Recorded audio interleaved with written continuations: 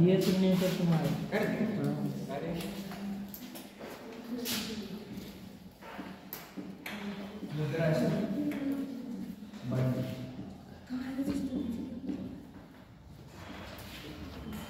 Class से मतलब है कि सब्जेक्ट कंप्लीट कर दूँ मतलब है, बताइए क्लास है जितना आपका पढ़ाना था वैसे हमने पढ़ा दिया, तो छोड़ा हुआ। ठीक है, पहला है M0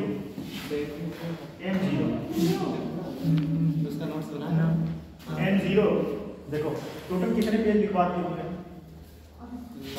25-30 25-30 25 से ज्यादा हो गया। 50 हो गए, 50 नहीं हुआ, 40-50 हो गए। देखो M0 क्या होता है? M0 चलन मुद्रा प्लस RBI के पास मुद्रा। देखो समझ लो, कल मैंने लिखवा दिया चलन में मुद्रा। चलन में मुद्रा जैसे जो पैसा आप लोगों के पास है, ये चलन में मुद्रा है, जो आपके पर्स में है, मेरे पर्स में है, आपके पर्स में है, ये चलन में मुद्रा है। और प्लस RBI के पास वो मुद्रा। तो RBI के पास क्या है मुद्रा? वो मुद्रा उसके पास जमा। ठीक है, M1 में कौन कौन सा आता है? चलन में मुद्रा जैसे आप लोगों के पास जो है, और उसके बाद जो RBI के पास जमा धनराशि है। ठीक है, जमा धनराशि RBI के पास पैसा जमा कौन करता है? ये भी बड़ी बात है, आप तो जाके डायरेक्टली जमा नहीं कर सकते। ठीक, RBI के पास कौन किसका पैसा रहता है? बैंकों का पैसा रहता है। और एक बात और ध्यान दीजिए, RBI से आप डायरेक्ट ना तो लेन देन कोई नहीं कर सकता। ठीक है, RBI बैंकों का बैंक इसीलिए कहा जाता है क्योंकि वो बैंकों के लिए काम करता है, ना कि आम पब्लिक के लिए काम करता है। इसमें क्या है, बात समझ में आ रहा है कि चलन में मुद्रा जैसे जो आपके पास है, ठीक है, RBI के पास जो जमा धनराशि है और RBI के पास सामान्य, एक तो हो गया बैंकों की धनराशि, ठीक, एक हो गया बैंकों की धनराशि जो है RBI के पास है। जैसे जो बैंक ने अपना CRR या SLR के माध्यम से, SLR उसके स्वयं के पास रहता है, ब्याज दर से जो इनकम होता है बैंकों को वो RBI को देते हैं। तो ये धन प्लस RBI के पास स्वयं का, RBI के पास स्वयं का भी तो धन होता है, RBI के पास स्वयं का, यह कंसीडर किया जाता है M1। बात समझ में आई? चलन में मुद्रा प्लस बैंकों की जमा राशियां RBI के पास और प्लस RBI का स्वयं का, वह किसमें आता है? M1 में आता है। ठीक है, अब ये एग्जाम में आपको क्वेश्चन फंसा के पूछेगा, M1 M2 M4 M3 M4 काफी इंपॉर्टेंट है और बहुत बार पूछा गया। और फिर आता है M1 में क्या है? जनता के पास मुद्रा। अब जनता के पास मुद्रा दो तरीके से हो सकता है, एक तो आपके घर में रखा हो और एक बैंकों के पास, दोनों हो सकता है। क्या हो सकता है? चलो जाओ, नहीं लग रहा आपको। अरे नहीं सर, होना है। अच्छा, सर्वे लेटर बना दिया है, हमारा कहना बहुत जरूरी है। चलो, भारत के पास मुद्रा प्लस बैंकिंग मुद्रा। देखो भारत नहीं, मतलब जनता के पास, तो जनता के पास दो तरीके से मुद्रा हो सकता है। किसमें? M1 में जनता के पास दो तरीके से मुद्रा हो सकता है, एक जो उसके पास स्वयं की मुद्रा जो पास में हो और एक जो बैंक में जमा हो। आप लोग बैंक में जमा किए हो मुद्रा? इसका अर्थ नहीं है कितने लोगों का अकाउंट है? अकाउंट है कितने रुपए है? 6,000 किसके पास? 6,000। बहुत सही, तब क्या टेंशन है, तब पिता किसका ही मान लिया। चलो अपने आप कितने जमे हैं? 2-4 हज़ार सबके जमे हैं। ठीक, स्कॉलरशिप मिला कि नहीं आपको? मिला है सर। कितना मिलता है? 5,500। 5,500 6,500 रहा है। क्या सर? दे देते हो? नहीं सर, ये जगह पर देते हैं कॉलेज की। हाँ सही है, वो भी सही है कम से कम। सर हम नहीं देते, 1 भी रुपया हम अपने खर्च करते हैं।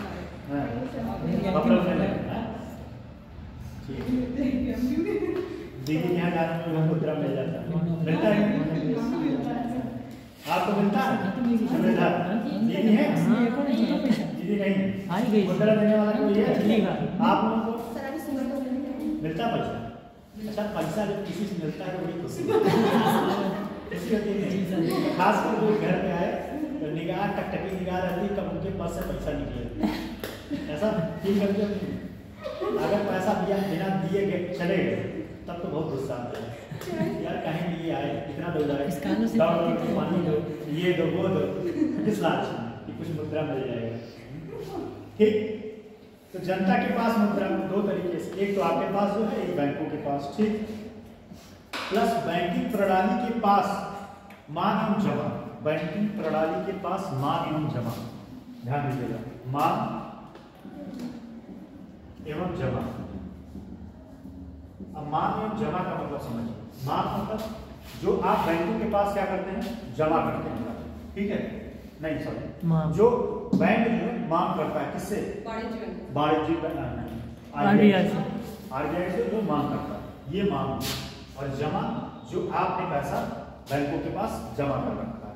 मांग क्या हो गया, मांग में हो गया तो बैंक जब उसको पैसे की जरूरत पड़ी तो आरबीआई के पास। तो जैसा ये दो बार नहीं जुड़ जाता है, एक जनता के पास से भी जुड़ जाता है बैंकों में, और एक इस हाँ, उससे कोई दिक्कत नहीं, ठीक है। क्या आप पूछना चाहते हैं?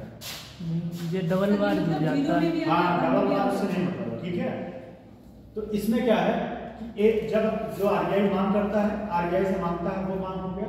और जमा जो जनता का पैसा बैंकों में जमा, वो राशियां। और उसके बाद कौन सा है, ये कौन सा बता रहे हैं, अमाउंट बता रहे हैं ना, आरबीआई के पास अन्य जमा, प्लस आरबीआई के पास अन्य जमा राशि। तो आरबीआई के पास अपने पैसे के अलावा भी अन्य जमा राशियां होती है, जैसे कि वो सरकार के भी कुछ पैसे रखते हैं, ठीक है। सरकार का अपने विदेशों का क्या रखता है, डॉलर रखता है, ठीक। तो ये सब सारे जो पैसे होते हैं वो इसमें M1 में शामिल होता है। समझ में आ रहा है कि नहीं? ये हाथ पास हो रहा है, समझ में आ रहा है? जी सर, मतलब नीचे वाला समझ में आता है, ऊपर वाला बैग हो जाता है। नहीं तो इसमें जानते हो, इसको समझने का एक तरीका और कोई तरीका है, इसको रखना पड़ेगा। ये एक्चुअली क्या है, भूल जाता है, नहीं है संचलन में मुद्रा के साथ। फिर उसके बाद आता है M2। अब M2 में क्या है, ठीक है, M2 सिंपल, M2 में मतलब M1 प्लस डाकघर। अब डाकघर में जो पैसे जमा है, और M1 को जितना पैसा था वो पैसा प्लस डाकघर, ये दोनों किसमें होते हैं, M2, ठीक है। और M3 में क्या होता है, M1 प्लस बैंकिंग प्रणाली के पास समय जमा राशि। अब समय जमा राशियां क्या होती है, जो FD होता है, क्या होता है, FD, फिक्स डिपॉजिट, FD, जो FD समय जमा, क्योंकि इसको तत्काल, देखो कोई भी FD करता है कुछ समय के लिए करता है, 1 साल 2 साल 3 साल, इसके लिए FD करता है। तब उसको जाके आने वाले समय में 1 लाख जमा किया तो 1,20,000, 1,30,000, 1,40,000, जैसा भी हो, जिसपे उसके जितना टैक्स में सॉरी जो ब्याज लगे उस हिसाब से उसको पैसे मिलते हैं 2 साल 3 साल बाद। FD उसमें क्या है, समय जमा समय राशि। तो जो समय मतलब क्या था बैंकिंग प्रणाली के पास समय जमा राशि, ठीक है। FD वाला पैसा और उसके बाद M1, FD वाला पैसा और प्लस M1। लेकिन इसमें ये कंसीडर मत करिएगा, डाकघर वाला पैसा इसमें नहीं जुड़ेगा, ठीक। अगर डाकघर वाला दे दिया तो गलत हो जाएगा। बात समझ में आ रहा है कि नहीं? M2 में क्या था, M1 प्लस डाकघर में बचा, और उसके बाद M3 में क्या था, M1 प्लस बैंकिंग प्रणाली के पास, बैंकिंग प्रणाली में क्या, FD समय जमा राशि और FD, ठीक। और M4 में क्या है, M4 में M1 प्लस डाकघरों के पास सभी प्रकार की जमा राशि, क्या है, सभी प्रकार की जमा राशि। M3 है सर, M1 में M3 है सर, नहीं M3 प्लस डाकघरों के पास, नहीं M4 की बात कर रहे हैं। हाँ M4 में, हाँ M3 प्लस डाकघरों के पास सभी जमा राशि अंतरराष्ट्रीय बचत प्रमाण पत्रों को छोड़कर। अब यहाँ ध्यान दीजिए, अंतरराष्ट्रीय बचत प्रमाण पत्र, ठीक है, जो एक सिक्योरिटी पेपर होता है, ठीक है, बॉन्ड होता है, उसको छोड़ के बाकी सारे पैसे इसमें जोड़े जाते हैं, समझ में आया जी है? ये आपका M1 M2 M3 है, इसको थोड़ा सा रख लेना, ये एग्जाम में आपके क्वेश्चन जरूर आता है 1 नंबर का, ठीक, इसको रट लेना। ये M1 M2 और आप PCS तक में क्वेश्चन आता है। अब आता है गैर बैंकिंग। पहले तो ये समझ लीजिए, भारत में बैंकिंग की संरचना क्या है। भारत में बैंकिंग की संरचना। कितने प्रकार के बैंक हैं? ठीक, दो संवैधानिक गैर संवैधानिक। वहां दिखाई दे रहा है। हाँ? पहला तो होता है इसमें, पहला है अनुसूचित वाणिज्यिक बैंक। कौन सा है? अनुसूचित वाणिज्यिक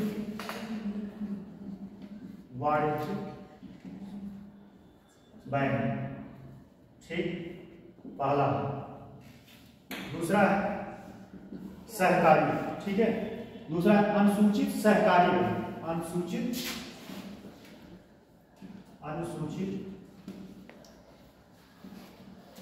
सहकारी बैंक। ठीक, और इस अगला है अनुसूचित भारतीय वित्तीय संस्थान। अनुसूचित भारतीय वित्तीय संस्थान।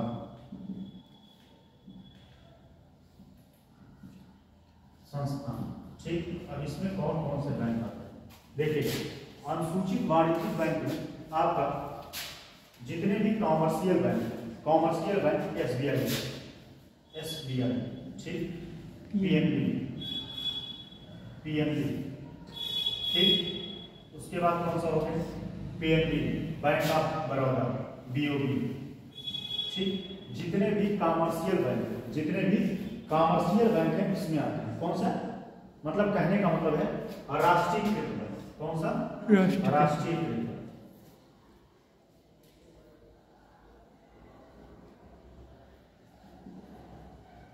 राष्ट्रीयकृत बैंक। ठीक, और दूसरा होता है निजी बैंक। क्या होता है? निजी बैंक। निजी बैंक में कौन सा है? एक्सिस बैंक है, एक एचडीएफसी है, एचडीएफसी, आईसीआईसीआई।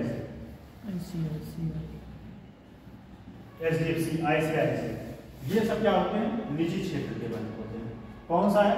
राष्ट्रीय। इसमें कौन कौन से बैंक आते हैं वाणिज्यिक बैंकों में? पहला तो आता है राष्ट्रीयकृत बैंक। दूसरा कौन सा आता है? निजी बैंक में एचडीएफसी और आईसीआईसीआई, एक्सिस बैंक।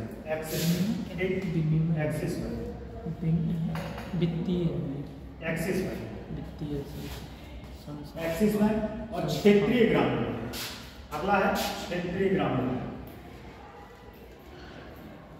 क्षेत्रीय ग्रामीण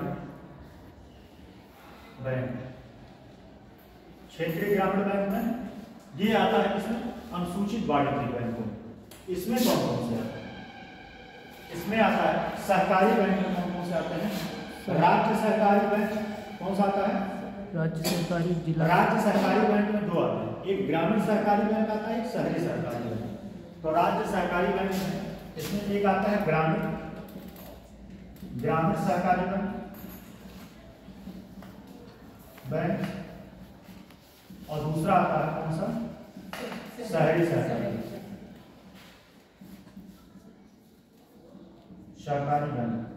ठीक, अभी सारे के फंक्शन पढ़ाएंगे, टेंशन मत लीजिए। ये अनुसूचित वाणिज्यिक बैंक क्या होता है, ये क्या होता है? इसमें आता है वित्तीय संस्थान। जैसे कल हमने पूछा था सिडबी। कौन सा पूछा था? सिडबी।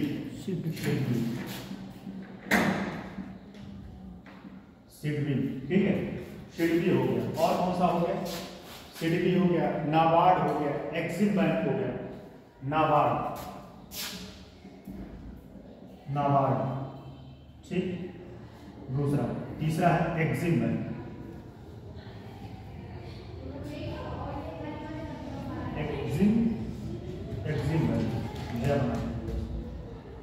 Exim bank. ये होते हैं क्या होते हैं? अनुसूचित भारतीय वित्तीय संस्थाएं। ठीक है, और एक बात और ध्यान दीजिएगा, इसमें बात ये होता है प्लस पॉइंट या निगेटिव। यहाँ से आप जनता डायरेक्ट पैसा नहीं ले सकता। क्या है? जनता यहाँ से नाबार्ड से आप डायरेक्टली पैसा नहीं ले सकते। नाबार्ड एक फंडिंग कंपनी है, फंडिंग संस्था है, और फंडिंग किसको करती है? ये नाबार्ड फंडिंग करती है इसको क्षेत्रीय ग्रामीण बैंक। ठीक है, क्षेत्रीय ग्रामीण बैंक। समझ में आ रहा है कि नहीं? जी। है? अब अगला है गैर वित्तीय संस्थाएं कौन सी होती है? गैर वित्तीय संस्थाएं, देखो ध्यान देना, गैर वित्तीय संस्थाएं यही सब है। क्या है? गैर वित्तीय संस्थाएं, ये जितने हैं ये गैर वित्तीय संस्थाएं, ये गैर वित्तीय संस्थाएं क्यों कहा जाता है? क्योंकि आप यहाँ पे ना तो पैसा जमा कर सकते हैं ना तो पैसा निकाल सकते हैं। यह सिर्फ और सिर्फ पैसा किसको फंडिंग करता है? किसको? बैंकों क्षेत्र बैंकों को, सिर्फ क्षेत्रीय ग्रामीण बैंक। किसको? क्षेत्रीय। और वो भी क्षेत्रीय ग्रामीण बैंकों और कृषि से संबंधित प्राथमिक क्षेत्र के। क्षेत्रीय ग्रामीण बैंक वही है और प्राथमिक क्षेत्र के जितने उद्योग उसको फंडिंग करता है। और उसके बाद लघु और मझोले उद्योग MSME उसको भी क्या करता है? यही फंडिंग करता है। ठीक है। शेड्यूल और एक्सिम बैंक। एक्सिम बैंक क्या करता है? देश में विकासात्मक कार्यों की भी फंडिंग करता है। ठीक है। देश में विकासात्मक कार्यों के लिए, जैसे मान लो कहीं सड़क बनवाना, पुल बनवाना है, तो ये सब फंडिंग जे भी सर इनसे ब्याज लेते होंगे, जे ब्याज लेते होंगे इससे। हाँ, तो ये समझ में आई? RBI के जैसे सीडी हो गया। ठीक है। और गैर वित्तीय कंपनियां कौन सी होती हैं? अगला है गैर वित्तीय कंपनियां। गैर वित्तीय कंपनियां,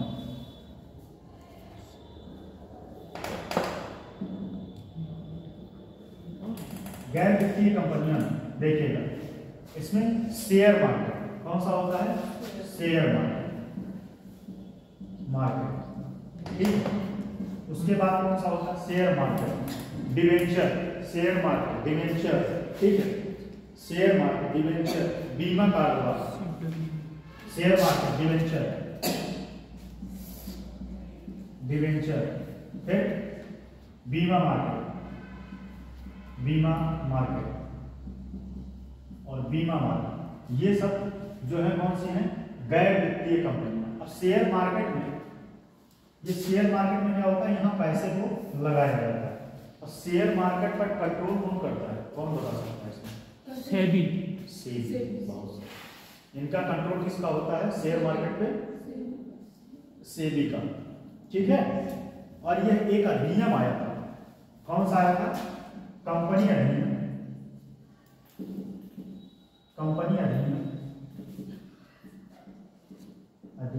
1956 के तहत इन सारे संस्थाओं की स्थापना की गई। कंपनी अधिनियम 1956 के तहत इन संस्थाओं की स्थापना की गई।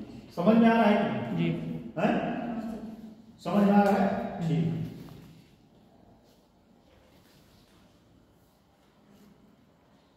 इसमें लिख लीजिए गैर वित्तीय कंपनियां, लिखिए थोड़ा, गैर वित्तीय कंपनियां।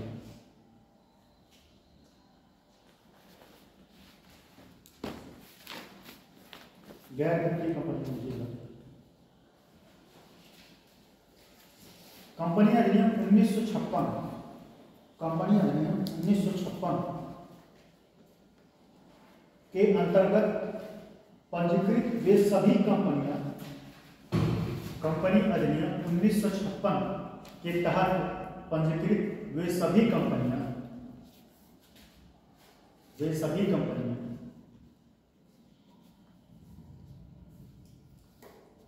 जिनका कार्य ऋण उपलब्ध कराना,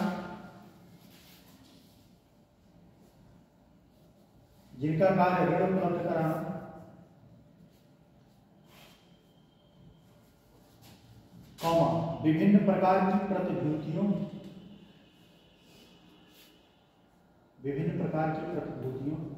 बीमा कारोबार, comma share debenture,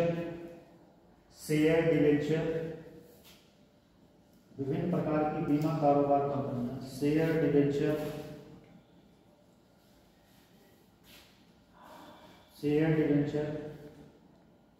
bonds, chit fund,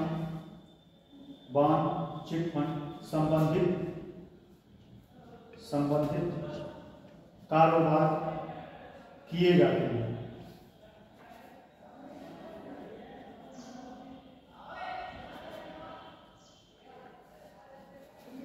ये सामान्य शब्दों में सामान्य शब्दों में ऐसी वित्तीय संस्थाएं जो बैंक नहीं है, सामान्य शब्दों में ऐसी वित्तीय संस्थाएं बैंक नहीं,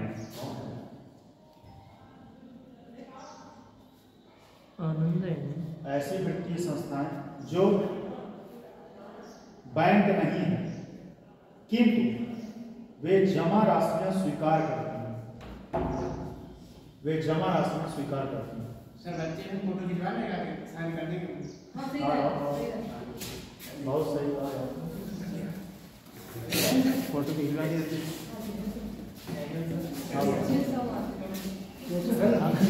अपनी बटालियन इधर से आओ भाई।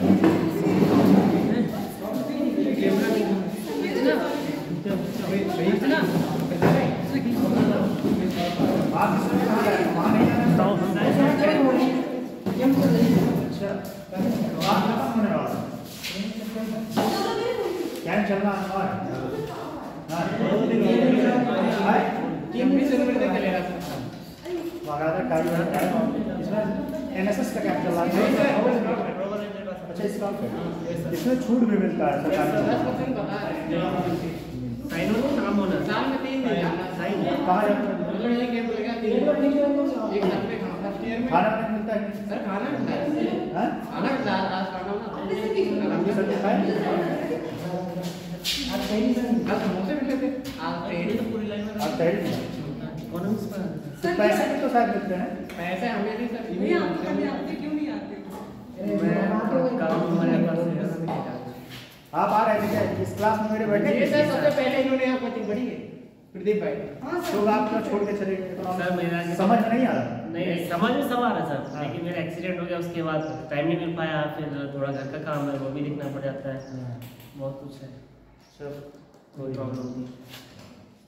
आप लोग एडमिशन है ना? जी सर। आप सारे लोग एडमिशन? सभी लोग ये 3 बच्चे तो, ये 2 बच्चे तो मैंने पहली बार देखा। इसके बारे में ये पाइप कनेक्शन है जैसे ये और 2-4 बच्चों लाए होते शाम करवाते। कल भी लाएंगे इससे ज्यादा लाएंगे अरे ग्रुप में मैसेज आया था कह रहे थे 25,000 से कम नहीं थी हाँ? अब मैसेज नहीं आया तब मैसेज आया था। एक बात और जानो, जी 25 से कम होगा तो ब्रांच बंद होने वाला है। हाँ, सर, अभी चल रहा है। सर अगर 25 से कम है तो हम लोग आ जाया करेंगे, हाँ? बहुत से लोग टाइम मिलता है वो टाइम में 10 मिनट का टाइम दिया है हाँ। फोटो सर खींचना है 25 के साथ ना बिलर आए हो क्या है? आज बच्चे आए घर में प्रसंग नहीं आए लोग मेरे तो कॉलेज हो गए सर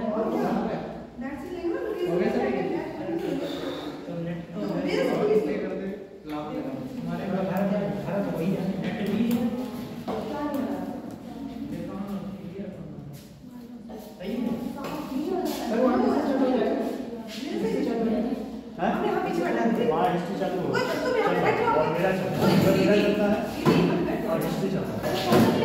अभी लिखा नहीं क्या है? अभी चल रहा है अभी एनवायरमेंट बचा है, उसके बाद साइंस चलेगा। अभी कम से कम 1 हफ्ता से ज़्यादा मेरे पास चलेगा।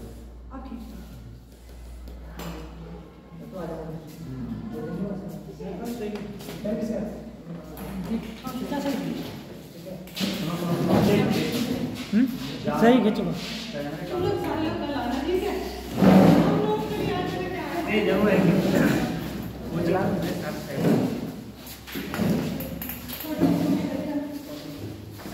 तुम तो पढ़ ले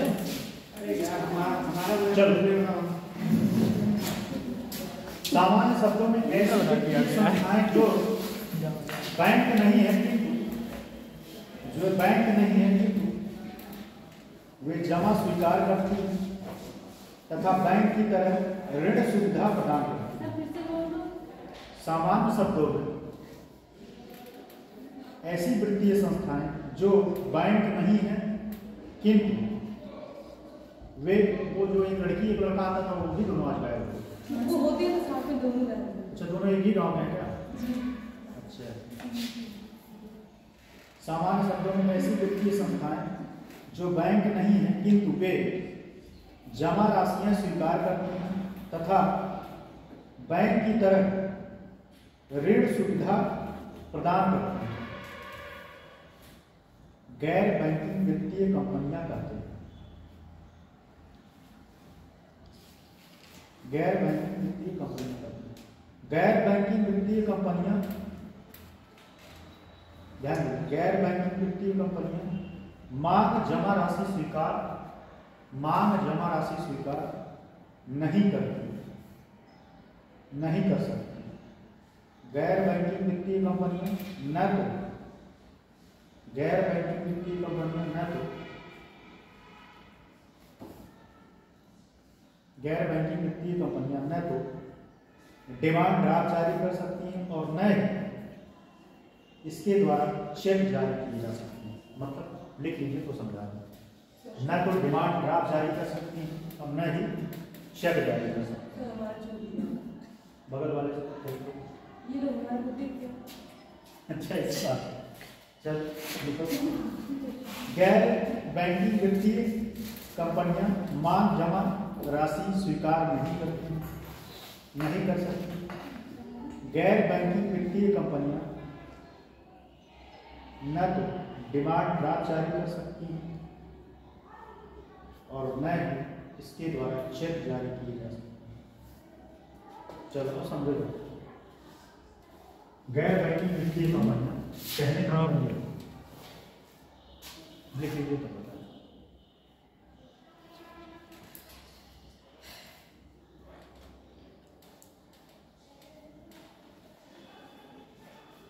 हो गया?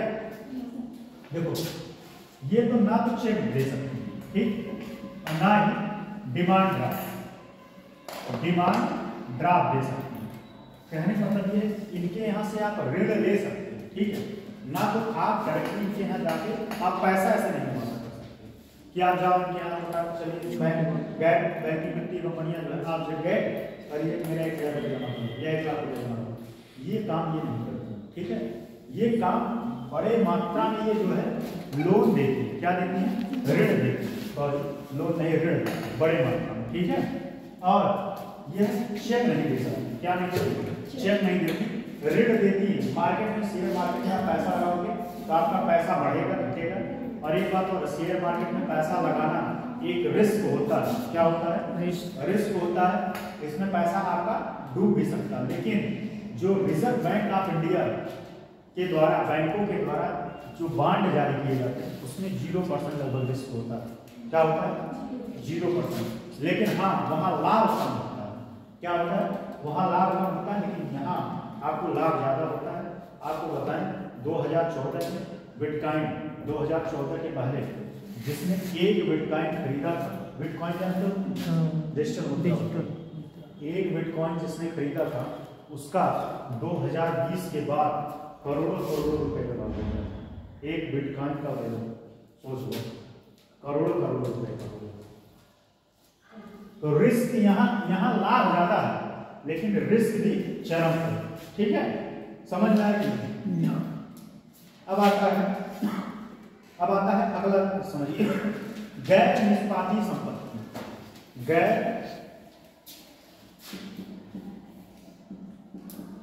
निष्पादी संपत्ति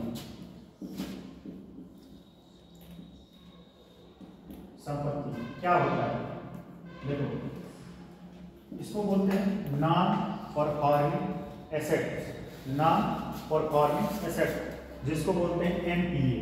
क्या बोलते हैं, एनपीए, नाम सुना नहीं है? हाँ सुना है, वही एनपीए। एनपीए क्या होता है, जैसे होता है आप सुने होंगे कि पीएनबी का एनपीए सबसे ज्यादा है, एसबीआई का एनपीए सबसे ज्यादा है। एनपीए का मतलब ये होता है कि जो बैंक होता है, क्या होता है, बैंक जो लोन देता है, क्या देता है, लोन देता है, और उस लोन पे जो बैंक जो है लोगों को, कस्टमर को लोन देता है, अगर उस लोन पर उसे 90 डे तक या 90 दिन तक कोई ब्याज प्राप्त ना हो, उसे एनपीए में डाल दिया जाता है। बात समझे? गैर निष्पादी संपत्ति मतलब वह पैसा जो है कोई परफॉर्म नहीं करता, परफॉर्मेंस उसका शून्य हो गया। क्या हुआ, परफॉर्मेंस उसका क्या हो गया, शून्य हो गया। 90 दिन तक अगर बैंकिंग कंपनी आपने किसी को लोन दिया, समझिए और सिंपल शब्दों में, मान लीजिए आप जो है बैंक में, ठीक, और आपके पास इन्होंने गए, ये कहे हमको जो है आप जो है 1 लाख रुपए लोन दे, आपने इनको 1 लाख रुपए लोन दे दिया। अब इनका ब्याज आता है हर महीने मान लो 10,000 रुपये। इनको क्या करना है, हर महीने 10,000 रुपये देना। और ये महाशय जो है पैसा लेके गए और जब मार के बैठ गए, 90 दिन तक कोई पैसा नहीं। अब आपके पास टेंशन पड़ जाएगा, आप उसको क्या करोगे, अब आप उसको क्या करोगे, एनपीए में डालोगे। एनपीए कि मतलब 1 लाख रुपया जो मेरा है वो पैसा कोई परफॉर्मेंस नहीं कर रहा, उसको एनपीए में डालोगे, ठीक है। और ये एनपीए की कम करने के लिए एक बैड बैंक का कॉन्सेप्ट आया है। क्या है, यही समझ लीजिए, बैड बैंक क्या है, बैड बैंक। बैड बैंक का क्या कॉन्सेप्ट है, पहले एनपीए समझ में आएगी। अगर 90 दिन तक किसी लोन पर अगर ब्याज नहीं मिलता तो उसको एनपीए में डाल दिया जाता है। और एक समय ऐसा था कि भारत में बैंकों का एनपीए बहुत तेजी के साथ बढ़ता जा रहा था, क्योंकि लोगों के पास ब्याज पर लोन तो ले लेते थे, पैसा देने के लिए था नहीं, ब्याज चुका नहीं पाते थे, और चुका नहीं पाते थे तो पैसा क्या होता था, फंस जाता था। भाई मार्केट में गया, लोगों के पास पैसा फंस गया, अब क्या करेंगे, बैंक उसको रिकवरी कराता है। क्या करता है, ब्रोकर रखते हैं बैंक, रिकवरी जानते हो कैसे क्या करता है, वो बैंकों के ब्रोकर्स होते हैं और उनका कार्य होता है, उनको परसेंट मिलता है, ठीक है। बैंक के बेचारा हमें पैसा भी देता है, अपने रिकवरी कराता है, फिर उसको पैसे भी दौड़ाने भी पड़ते हैं। मान लो आप 1 लाख रुपए लिए, अब ये ब्रोकर का काम कर रहे हैं। अब इनका काम ये है, इन्होंने कहा एक काम करिए, आप मेरा पैसा निकलवाइए, 1 लाख रुपए है, आपको जो है 1% हम देंगे। अब 1 लाख का 1% कितना होगा, जल्दी बताओ। 1,000 रुपये। अब ये इनको 1,000 रुपये मिलेगा बिना किसी कुछ किए, बस करना क्या है कि आपके पीछे पड़ जाएंगे। जब तक आप पैसा नहीं दोगे आपके पीछे पड़ जाएंगे। अब ये दौड़ दौड़ के आपके घर का चक्कर काटेंगे, उसके बाद नहीं जमा करोगे तो FIR करवा देंगे, ये वो सब बैंक का वो होता है। अब आप मजबूरन जो है पैसा जमा करना शुरू करेंगे। अब बैंक ने दिया था आपको 1 करोड़ रुपये, सॉरी 1 लाख रुपये, और आपने बाद में बैंक का सेटलमेंट होता है।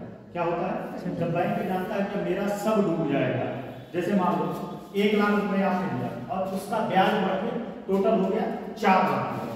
क्या हो गया, 4 लाख। ठीक, बात समझो, आपने 1 लाख रुपया लोन लिया, उसका ब्याज बढ़ के 4 लाख रुपए हो गया। अब बैंक को लग रहा है भैया हमारा 1 लाख ही डूब जाएगा, भैया 1 लाख को रिकवर करें। आपको बुलाएगा, कहेगा इधर आओ, बैठो, हम दोनों एक टेबल पे बैठते हैं, राउंड टेबल पे कॉन्फ्रेंस। कौन तीनों राउंड टेबल पर कर लिया, अम्बेडकर बहुत है। तो क्या कहे कि काम करो, आओ टेबल पे बैठ के बात करते हैं। आप दोनों लोग गए, ये बैंक और ये इनको बुलाएगा और उनसे कहा कि भाई एक काम करो, तुम सेटलमेंट करो। सेटलमेंट करने का मतलब ना तुम्हारी ना हमारी, तुम एक काम करो 1.5 लाख रुपए तो जाओ, है 1.5 लाख रुपए तो इसी वक्त तत्काल 1.5 लाख रुपए तुम्हें 1 हफ्ते का मौका दिया जाता है, तुम 1.5 लाख रुपए भरो और तुम्हारा हमारा नमस्ते। है इनको छुट्टी मिल गया भाई, 4 लाख रुपए भरना था, 1.5 लाख रुपए छुट्टी पा रहे हैं, ये 1.5 लाख रुपए देके किनारे हो। लेकिन इनको नहीं पता है, इनका क्रेडिट स्कोर गया, जन्म में कभी इनको लोन नहीं मिलेगा। बैंक यही करता है। अब क्या होगा, इनका क्रेडिट स्कोर नेगेटिव में चला गया। अब ये जिंदगी भर कहीं भी जल्दी ये बैंक के लिए लोन नहीं पा सकते। इसलिए कभी भी पैसा लेना बैंक से तो पैसा जरूर जमा कर देना। अगर आपको क्रेडिट खराब हो गया तो बैंक कभी पैसा कर नहीं देगा इन फ्यूचर। और सब ऑनलाइन रहता है, आपने कभी भी बैंक से धोखाधड़ी किया, सब ऑनलाइन, किसी बैंक से करो, किसी बैंक से, चाहे प्राइवेट सेक्टर का बैंक हो चाहे गवर्नमेंट सेक्टर का, क्रेडिट स्कोर आपका ऑनलाइन रहता है। नहीं, उसी बैंक में नहीं मिलेगा दोबारा, किसी बैंक में क्रेडिट स्कोर होता है। और फिर क्या है, आप किसी बैंक में जाओगे तो तुरंत आपका क्रेडिट स्कोर, आधार कार्ड पैन कार्ड डालोगे तो क्रेडिट स्कोर आ जाएगा। ये बंदा बहुत प्राडिया है, एक बार देके हम फंस चुके हैं, दोबारा बंदा फंस, ठीक है। तो कहने मतलब ये एक बार मैं देकर फंस चुका, दोबारा मुझे भी फंसना हो तो बताओ। तो कहेंगे भैया नमस्ते, हम काहे फंसे, एक बार जब तुम फंस गए, भैया ना बिल्ली क्या है, दूध का जला छाछ भी जो है मुंह कर दी। तो कहने है तो क्या है, एनपीए का मतलब समझ में आएगा नहीं कि अगर 90 दिन तक उस पैसे पे कोई ब्याज न दे तो एनपीए में डाल दिया जाता है। अब इस एनपीए के लोड को कम करने के लिए क्या किया गया, इसको कम करने के लिए एक बैड बैंक का कॉन्सेप्ट आया अभी 2 से 3 साल पहले बजट। और इस बैड बैंक का कॉन्सेप्ट क्या है, इस बैड बैंक जो है ये कहा एक काम करो, तुम्हारे जितने एनपीए हैं हमको सब बेच दो, तुम्हारे जितने बैंकों के एनपीए हमें सब भेज दो। अब ये बैड बैंक क्या करता है, इनके सारे एनपीओ को खरीद लेता है। एनपीए को मान लो किसी पीएनबी बैंक के पास 10 लाख, मान लो 500 करोड़ के एनपीए है, और बैड बैंक 500 करोड़ के एनपीए को खरीद लिया। अब ये खरीदेगा तो इसका भी कुछ लाभ होना चाहिए। कहीं खरीदेगा कुछ तो लाभ होना चाहिए। भाई तुम्हारा एनपीए हम खरीद रहे हैं, ये कहेगा ठीक है तुम्हारा 500 करोड़ का एनपीए है, हम खरीद लिए, अब हमारा जिम्मेदारी है वो पैसा वसूलना, किस तरीके से अपने, ठीक है, हम वसूली करेंगे किसी भी तरीके से, और तुम्हें हम जो है 300 करोड़ या 400 करोड़ रुपए एग्जाम्पल दे रहे हैं, 300 करोड़ रुपए या 400 करोड़ रुपए, 300 करोड़ रुपए देंगे। बैंक सोचेगा भाई जहां मुझे 1 रुपया नहीं मिला है कम से कम कुछ तो मिलेगा, और वो देने के लिए तैयार हो जाता है। और जो पैसा बैड बैंक, किसी के बैड बुरा बैंक उसको कहा जाता है, ये बुरे काम करता है, लोगों से पैसे निकलवाता है, फिर क्या करेगा, ये पैसे जो है 500 करोड़ रुपए है, 300 करोड़ रुपए अपने पास रखेगा, 200 करोड़ 300 करोड़ रुपए अगले बैंक को देगा जिसका एनपीए था, और 200 करोड़ रुपए अपने पास रखेगा। ये कॉन्सेप्ट समझना है, दोनों एक साथ मैंने समझाया, बैड बैंक और एनपीए, ठीक है। तो एनपीए के बारे में थोड़ा सा जोड़ा जाएगा, इतना समझाने के बाद आप लोगों को इंटरेस्ट नहीं आया इकोनॉमिक जैसे क्लास में है। वर्तमान में भारतीय बैंक अपने लिखिएगा गैर निष्पादित संपत्तियां, इसको लिख लीजिए non performing asset, NON non PERFORMING performing asset, ASSETS asset, non performing asset, ठीक है। वर्तमान में भारतीय बैंक उन ऋणों को गैर निष्पादित संपत्तियों में डालते हैं जिनकी किस्त पर ब्याज भुगतान 90 दिनों तक नहीं हो पाया, 90 दिनों से नहीं हो पाया, ठीक है, उसे गैर निष्पादित संपत्ति कहते हैं।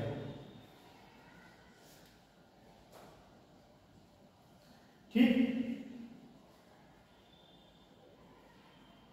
अब इसके आगे एक स्टेप है, ठीक, इसके आगे एक स्टेप है सब स्टैंड, लिखो अगला सब स्टैंड परिसंपत्तियां।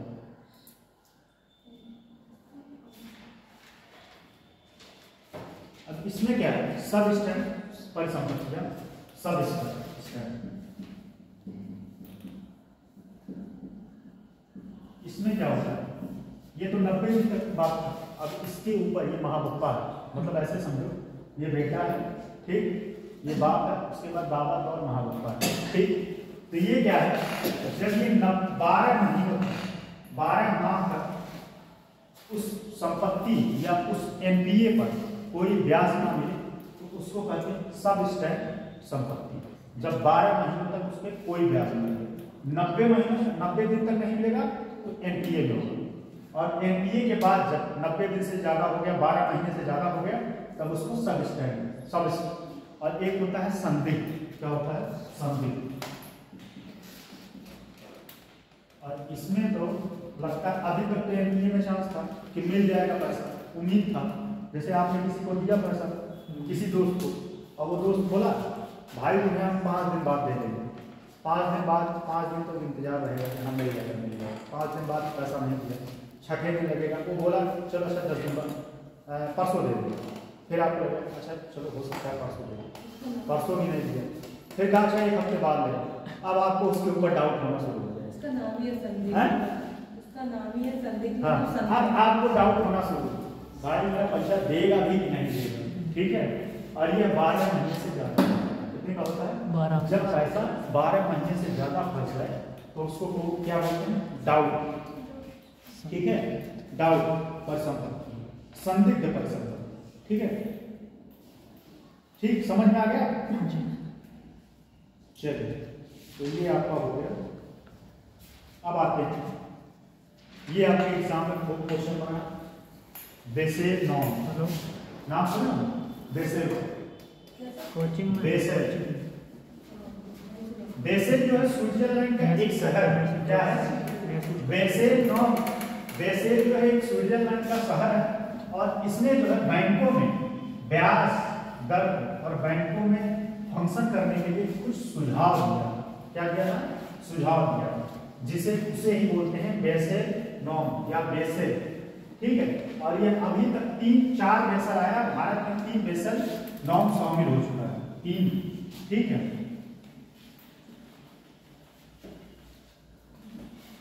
क्या है? बेसेल मानक, बेसेल मानक,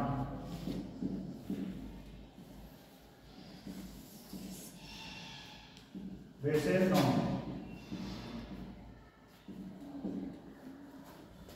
बेसेल नॉर्म मतलब ये जो है ये स्विट्जरलैंड है।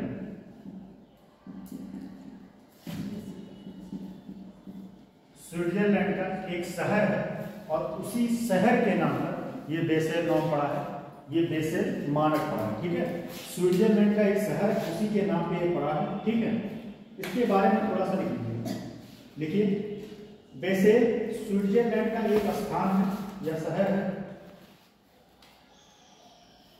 बेसेल स्विट्जरलैंड का एक स्थान है, शहर है, जहां पर बैंकिंग समस्याओं पर विचार करने के लिए अंतरराष्ट्रीय स्तर पर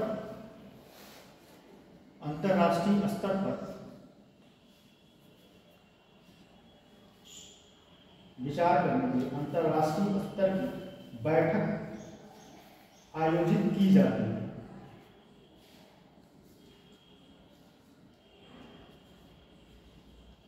लिखिएगा, bank for international settlement, bank for international settlement,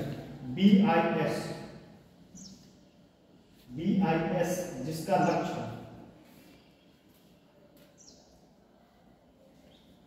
आर्थिक स्थिरता एवं बैंकिंग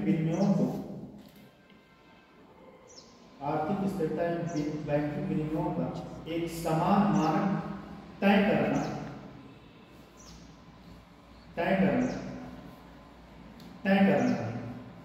BIS का मुख्यालय बेसेल में। भारत द्वारा 1999 ये पूछा हुआ है कि बेसेल मानक भारत में कब लागू किया गया था? मतलब मानक तय करना BIS का मुख्यालय बेसेल शहर में।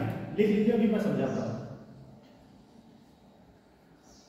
भारत के द्वारा 1999 में बेसेल मानक 1 और मार्च 2009 में बेसेल 2 को स्वीकार किया,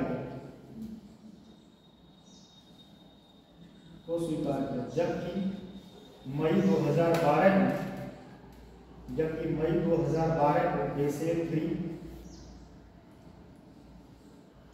बेसेल 3 मानक को अपनाने के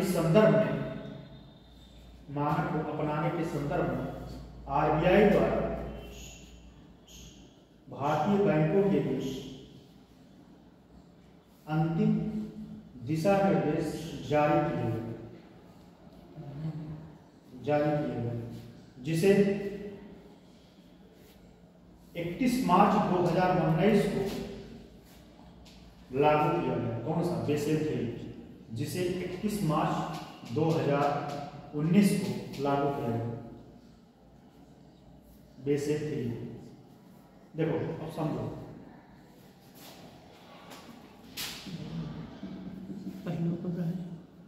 पहला कब लागू हुआ था?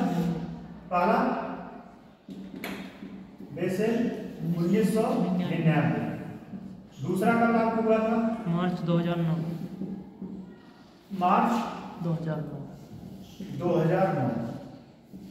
और तीसरा कब लागू? मई 2012। मई 2012। ठीक, और एक बात समझिए, BIS जो है ये है बैंकिंग सिस्टम। अभी रिसेंट में, आप लोग शायद पेपर नहीं पढ़ते, रिसेंट में रसिया को BIS से बाहर कर दिया जाए, ठीक है, अगर किसी देश को BIS से बाहर कर दिया जाए तो और देशों से पैसे आदान प्रदान नहीं कर सकेगा। जैसे आप किसी देश में बैठे हो, आप अपने देश में पैसे नहीं भेज पाओगे। क्या है, अपने इस BIS के माध्यम से ही आप एक देश से दूसरे देश में पैसे को भेज पाते हैं या ले पाते हैं। और इसमें जो है वो रोक लगा दिया गया, किसको, रसिया को इससे बाहर कर दिया गया। तो रसिया को बाहर कर दिया गया, कोई प्रभाव नहीं पड़ा। रसिया ने कहा और देशों से, भारत से और देशों से, ये काम करो, हम आप ही के पैसे में ट्रेड करेंगे, ठीक है, आपके पैसे में, आप हमको रुपया दो, मैं रुपये से ट्रेड करूँगा, डॉलर हमें चाहिए। और इसमें क्या है, डॉलर में ट्रेड होता है, डॉलर हुआ, यूरो हुआ, येन हुआ, इसमें ट्रेडिंग होता है। ट्रेडिंग मतलब व्यापार करना। लेकिन इसको रसिया को रोक लगा दिया। क्यों लगा दिया, यूक्रेन के युद्ध के वजह से। और जब रोक लगा दिया तो रसिया पे कोई प्रभाव नहीं पड़ा। रसिया ने कहा काम करो, हमें जो है आपके पैसे में स्वीकार, ठीक। और यह बेसेल शहर, यह बेसेल नॉर्म जो है, यह बैंकों के लिए गाइडलाइन जारी करता है कि आपको समय समय पर कौन कौन से स्टेप लेने हैं, बैंकों में कितने % आपको NPA रखना है, कितने % आपको ब्याज देना, किस हिसाब से देना, ये सब सारा सिस्टम इसी बेसेल शहर में बैठ के सारे बैंक के गवर्नर मिलकर काम करते हैं और उस पर विचार मंथन करते हैं। उसके बाद ये नियम लागू होते हैं। बात समझ में आया, ठीक है, बेसेल के बारे में समझ में आया कि नहीं? चलो अब आते हैं treasury bill. Treasury bill, treasury bill समझिए। ट्रेजरी बिल जो है ये गवर्नमेंट प्रतिभूति होता है। क्या होता है, गवर्नमेंट प्रतिभूति होता है, गवर्नमेंट प्रतिभूति होता है। और एक बात ध्यान दीजिए, गवर्नमेंट प्रतिभूति होता है, सरकार की प्रतिभूति होती है। जारी कौन करता है, RBI। कौन करता है, RBI। RBI जो है इसको जारी करता है। और इसका जो है, इसका समय काल होता है, कितना होता है, टोटल इसका समय काल होता है जो है 91 दिन, 182 दिन, 91 दिन, 182 दिन और 365 दिन। अब समझिए, ये जो बिल है कितने कितने दिनों के लिए जारी किया जाए। एक बिल, ट्रेजरी बिल कितने, 91 दिनों के लिए। मतलब आप ट्रेजरी बिल, सरकार को पैसे की जरूरत है, ठीक, सरकार गया बैंक के पास, RBI के पास, और कहा मुझे जो एक 10,000 करोड़ की जरूरत है। तो RBI ने कहा ठीक है, 10,000 करोड़ की जरूरत है, आपका जो है आप ट्रेजरी बिल निकालिए। अब इस ट्रेजरी बिल पे जो है गारंटी देगा RBI, सरकार देगा, तो RBI देगा। अब ये ट्रेजरी बिल जारी करेगा, फुटकर 10,000 का एक बार नहीं, 10,000, 5,000, 6,000, या मतलब कह सकते हैं लाख, 2 लाख, 4 लाख, ऐसे ऐसे करके 10,000 का बिल जारी करेगा। कितने कितने दिनों के लिए, 91 दिन, 182 दिन, 365 दिन। अगर आप शेयर मान लो 5,000 का लेते हो ट्रेजरी बिल, ठीक, 5,000 का लेते हो तो आपको 6,000 मिलेगा। एक एग्जाम्पल बता रहे हैं, ठीक है, एग्जैक्ट नहीं, 6,000 मिलेगा। 1 लाख लेते हो तो 1,20,000 मिलेगा। जैसे जैसे लोग और जितने पीरियड के लिए, अगर 182 दिन के लिए तो आपका पैसा इतना हो जाएगा, 365 दिन के लिए तो इतना हो जाएगा। ये पूछा है कि ट्रेजरी बिल कंप्लीट होने का टर्म कितना होता है, टर्नओवर कितना होता है, तो 91, 182 और 365 लिख लीजिए। ये एक मिनट, ये 365 नहीं, 364, 364,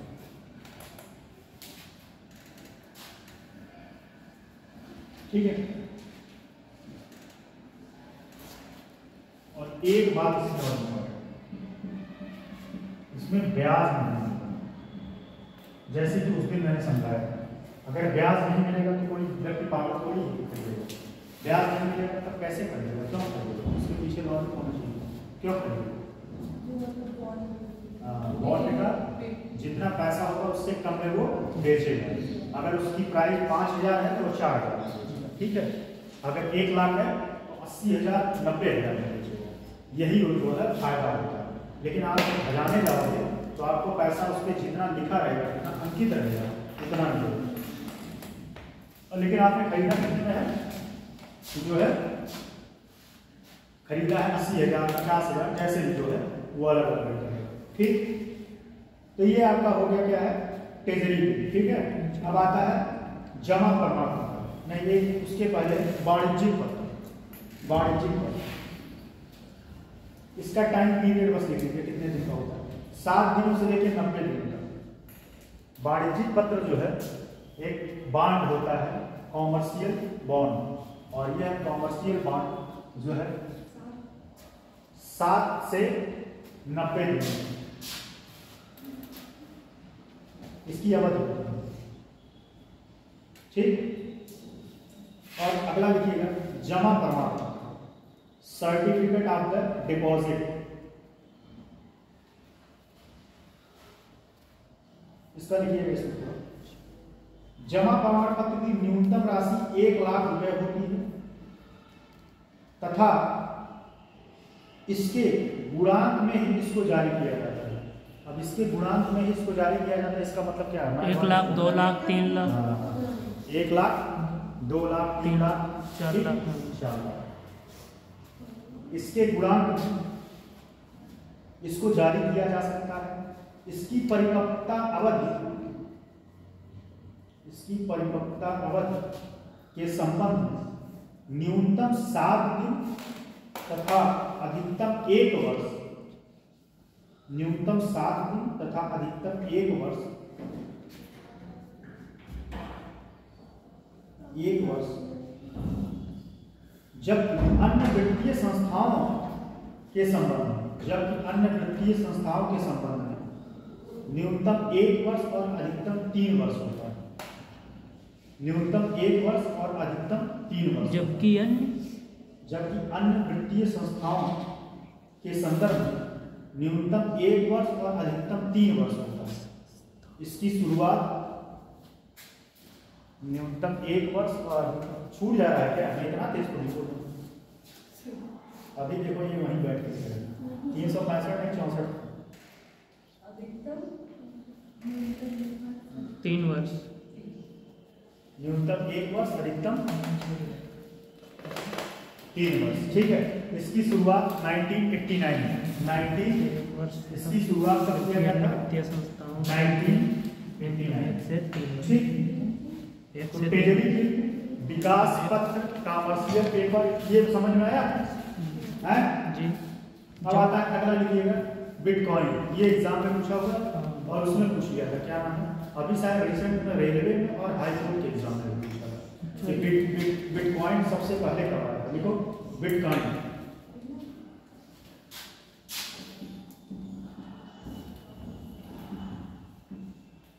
बिटकॉइन। ठीक है, बिटकॉइन एक डिजिटल मुद्रा होता है, समझिए बिटकॉइन एक डिजिटल मुद्रा होता है और यह कोई व्यक्ति सॉफ्टवेयर पे बनाता है। किस पे बनाता है, सॉफ्टवेयर पे बनाता है, और बहुत सारे देशों ने अब इसको एक्सेप्ट कर लिया। भारत में भी डिजिटल मुद्रा जारी किया गया, ठीक है, भारत में भी डिजिटल मुद्रा जारी किया गया है। और इस मुद्रे में खास बात यह है इसमें करप्शन नहीं किया जा सकता, इस मुद्रे से करप्शन नहीं किया जा सकता, क्योंकि जो व्यक्ति है जिसके पास भेजा जाएगा वह सब पारदर्शी रहेगा। लेकिन इससे जो है फंडिंग बहुत तेजी के साथ किया जा सकता है। जो देश के विरोधी तत्व हैं उनको फंडिंग बहुत आराम से किया जा सकता है, मतलब पैसे एक जगह से दूसरे जगह फिजिकल रूप में लेके नहीं जाने की जरूरत है, बस सॉफ्टवेयर के माध्यम से इधर से उधर ट्रांसफर किया जा सकता है। तो कहीं ना कहीं यह जो है समस्या का, आतंकवाद के लिए बहुत समस्या का कारण होता है। ठीक है, लिखो बिटकॉइन। बिटकॉइन एक डिजिटल टेक्नोलॉजी या वर्चुअल करेंसी है। बिटकॉइन एक वर्चुअल टेक्नोलॉजी या बिटकॉइन एक डिजिटल टेक्नोलॉजी या वर्चुअल करेंसी है जिसकी शुरुआत वर्ष 2008-9 में, कब, वर्ष 2008-9 में, वर्ष 2008-9 में लिखेगा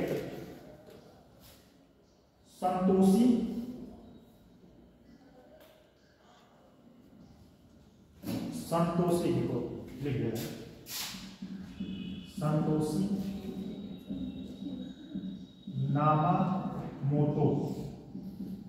संतोषी नामामोटो, संतोषी एक minute, Santoshi Nakamoto, Santoshi Nakamoto, Santoshi Nakamoto.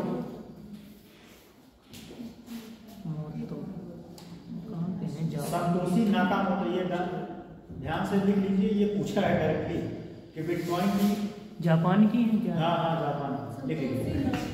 हाँ, संतोषी नाकामोटो नामक एक सॉफ्टवेयर डेवलपर ने इसे विकसित किया।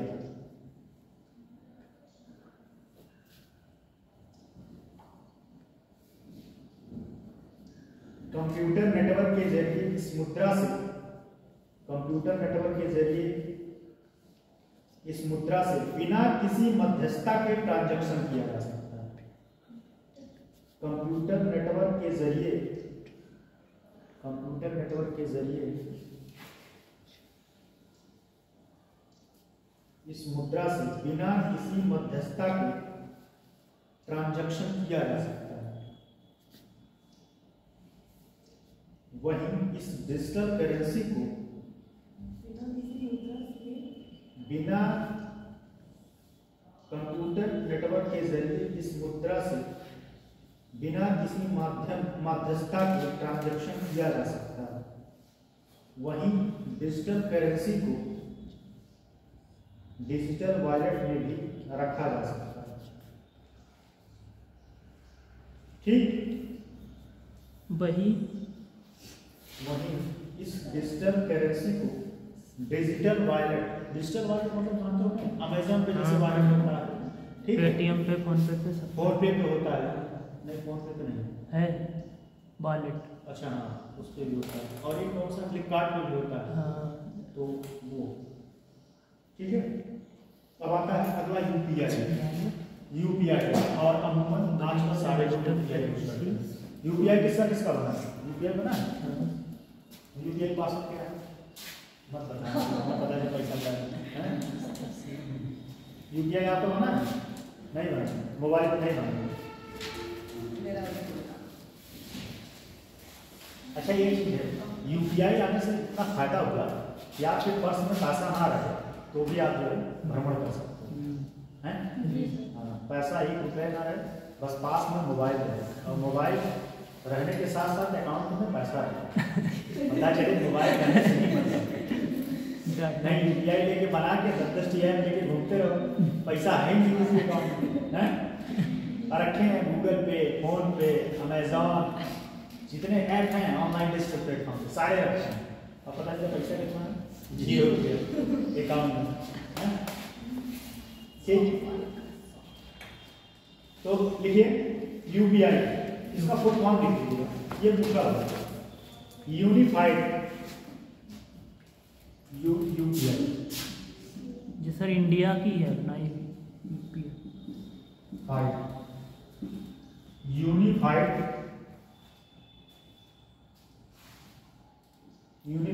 Payment interface, unified payment interface,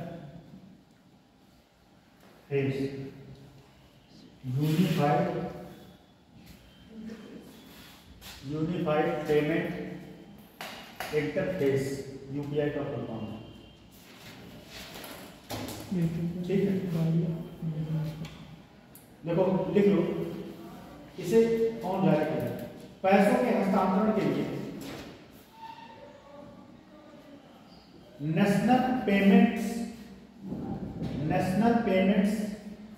corporation of India, national payments corporation of India, bracket में लिखिएगा NPCI, national payments corporation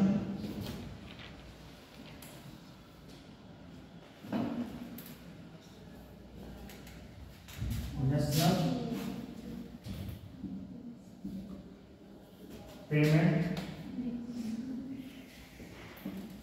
corporation of India national payments corporation of India, या इसको बोलते हैं NPCI। ठीक, इसकी शुरुआत कब की गई? NPCI कराते हैं सर बैंक में। हाँ? उसके बिना स्कॉलरशिप नहीं आती है। बैंक में कराते नहीं है सर NPCI। हाँ KYC हाँ हाँ वही है। NPCI, ठीक है, लिखिएगा। रिजर्व बैंक, अगले लाइन से लिखिएगा। रिजर्व बैंक के तत्काल गवर्नर रघुराम राजन और इंफोसिस के संस्थापक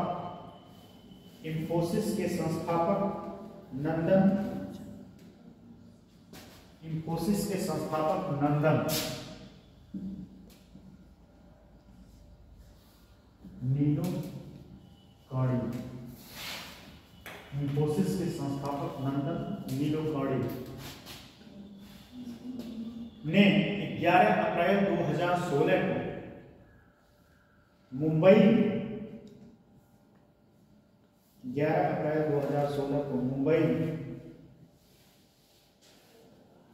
में यूपीआई को लॉन्च किया था। यूपीआई को कब लॉन्च किया था? तो 2016 में कहा मुंबई में लॉन्च किया। ठीक, अब इसमें दो तरीके से क्वेश्चन बनता है। ठीक है, NPCI का पहले फुल फॉर्म पूछ लेता है, बहुत बात पूछता है। ठीक, तो क्या है? National payments corporation of India. एक यूपीआई का यूनिफाइड पेमेंट इंटरफेस। ठीक, इसकी शुरुआत कब की गई थी? 2016। कौन इसके संस्थापक थे? तो नंदन नीलोकाड़ी इंफोसिस के संस्थापक थे। ठीक, पहली बार लॉन्च कहाँ किया गया था? जब ये लॉन्च हुआ था पहली बार, तो खूब पूछा था एग्जाम में, कहाँ लॉन्च किया? बम्बई। ठीक, ये बात समझ में आया? सर ये कह रहे थे मतलब वो जो बैंक में कराते हैं NPCI ये वही है कोई और है दूसरी? हाँ वही है, नहीं है सर KYC वही है। हाँ वही है ना ये? केवाईसी जब आपका हो जाता है हाँ सर। तो क्या होता है?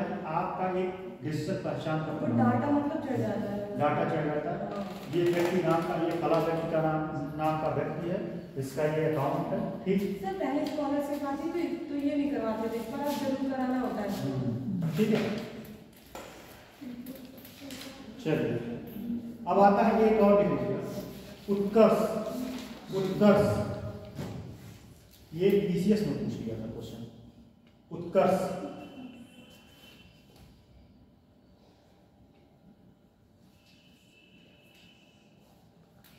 यह रिजर्व बैंक के द्वारा तैयार किया गया। उत्कर्ष बस इतना लिखिएगा, यह रिजर्व बैंक ऑफ इंडिया के द्वारा तैयार किया गया। यह रिजर्व बैंक ऑफ इंडिया के द्वारा तैयार किया गया।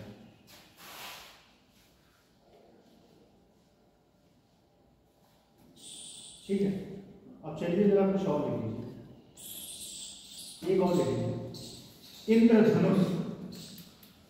लिखिएगा, सार्वजनिक क्षेत्रों के लिए 7 सूत्रीय कार्यक्रम।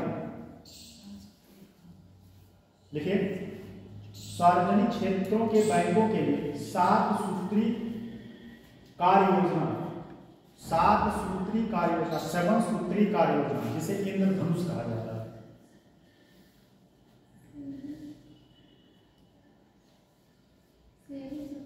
7 सूत्रीय कार्य योजना।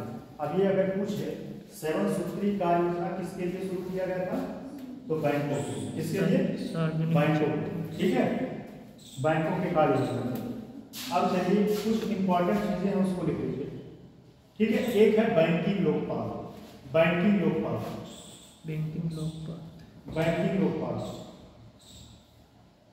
इसकी शुरुआत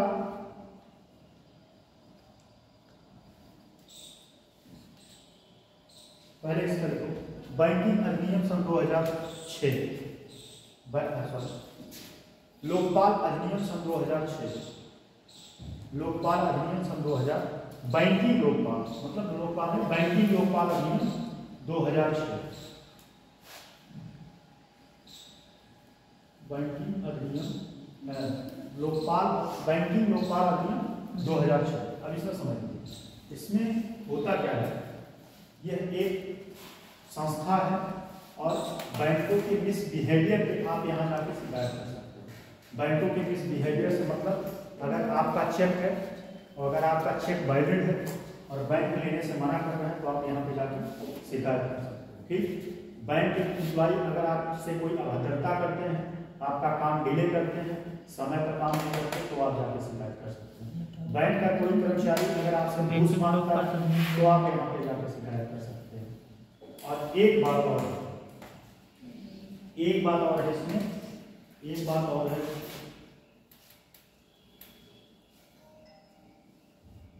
ठीक है, भुगतान में देरी करते हैं तो आप जो है यहाँ शिकायत कर सकते हैं। ठीक है, चेक ड्राफ्ट, बैंक ड्राफ्ट, ये सब सारी चीजों में अगर ये सब देरी करते हैं कौन, बैंक वाले। और एक हाँ सबसे मेन पॉइंट मैं बोल रहा हूँ, अगर कोई बैंक आपका अकाउंट खोलने से मना करता है, अगर आपके पास सब वैलिड हैं डॉक्यूमेंट, अगर बैंक अकाउंट खोलने से मना करता है तो आप बैंकिंग लोकपाल में जाके शिकायत कर सकते हैं। और एक इसमें ट्विस्ट और है, अगर आपने फर्जी शिकायत किया तो आपके ऊपर केस होगा। सब इसके अंदर में सब आता है, HDFC बैंक चाहे सरकारी बैंक, प्राइवेट बैंक सब। और एक बात इसमें सबसे बड़ा ट्विस्ट ये है कि अगर आपने फर्जी शिकायत किया है और गलती से अगर फर्जी लोग पकड़ा गए तब फिर आपके ऊपर केस होगा, जुर्माना अलग से लगेगा और बैंक वाला मानहानि का केस अलग से ठोकेगा और खाता भी नहीं खोलेगा। तो ये समस्या है, इसलिए बैंकिंग लोकपाल कोई जानना नहीं चाहता, इसमें बड़ा पेच है। ठीक है, वैसे भी लोकपाल आया, लोकपाल अधिनियम कब आया था? लोकपाल हाँ 2013, जिसके लिए अन्ना हजारे बैठे थे। समझ रही बात? चलिए अच्छा देखिए, कुछ बैंकिंग के संबंधित जो है समितियां बनेगी, ये एग्जाम में बहुत पूछा हुआ है। देखो इसमें कुछ लिखना है, कोई मतलब नहीं। देखो ये आपके प्रीलिम्स के लिए बस, ये मेंस के लिए इंपॉर्टेंट है, बस इतना समझ लो कि ये अधिनियम आया था 2006 में। ठीक है, और इसका कार्य क्या है, बैंक मतलब सिंपल सी बात है, अगर कस्टमर के साथ मिसबिहेवियर कर रहा है तो आप जाके इस बैंकिंग लोकपाल में आप जाके शिकायत कर सकते हैं। आपका अगर वैलिड रीजन आपका चेक डिले कर रहा है, आपका अकाउंट जो है नहीं ओपन करना चाह रहा है, ठीक है, आपके पैसे नहीं दे रहे हैं, बैंक का एम्प्लॉय कोई जो है आपसे मिसबिहेवियर कर रहा है तो आप जाके यहाँ पे शिकायत कर सकते हैं। ठीक, लिखिएगा कुछ बैंकिंग समितियां और उद्देश्य। ये एक ऐसा क्वेश्चन है कि इवन वनडे से लेके और PCS तक में आज भी एक पेटेंट बना हुआ। इसको मोस्ट इंपॉर्टेंट में डालिएगा, लिखिएगा पहले MN गोइपोरिया समिति, MN गोइपोरिया समिति, ऐसे लिखोगे, समिति का नाम पहले लिखना, ऐसे समिति का नाम MN इसी पे डालो, MN गोइपोरिया, और इसके बाद यहाँ उद्देश्य, ठीक, या लाइन उद्देश्य। ठीक है, उद्देश्य लिखे क्या है, MN गोइपोरिया समिति का उद्देश्य क्या था, तो इन्होंने कहा था ग्राहक सेवा में सुधार के उद्देश्य थे, ग्राहक सेवा में सुधार इनका उद्देश्य। दूसरा है एक घोष समिति, एक घोष समिति, जे बनी कब बनने नहीं, बनने पूछेगा। अच्छा, एक घोष समिति, एक घोष समिति बैंकों में धोखाधड़ी रोकने के लिए, बैंकों में धोखाधड़ी रोकने के लिए एक घोष समिति। दूसरा है, तीसरा PR नायर समिति, PR नायर समिति, PR नायर समिति लघु एवं मध्यम उद्योगों को ऋण उपलब्ध कराने के उद्देश्य, लघु एवं मध्यम उद्योगों को ऋण उपलब्ध कराने के उद्देश्य। और ये बहुत इंपॉर्टेंट है, SM तारापुर, ये बहुत बार पूछा है, SM तारापुर समिति SM SM तारापुर, तारा SM Tarapur, SM Tarapur, SM Tarapur. देखो यह विदेशी विनिमय पूंजी खाता, विदेशी विनिमय पूंजी खाता परिवर्तनीयता से विदेशी विनिमय पूंजी खाता परिवर्तनीयता के उद्देश्य। अगला परिवर्तनीयता के उद्देश्य। अगला है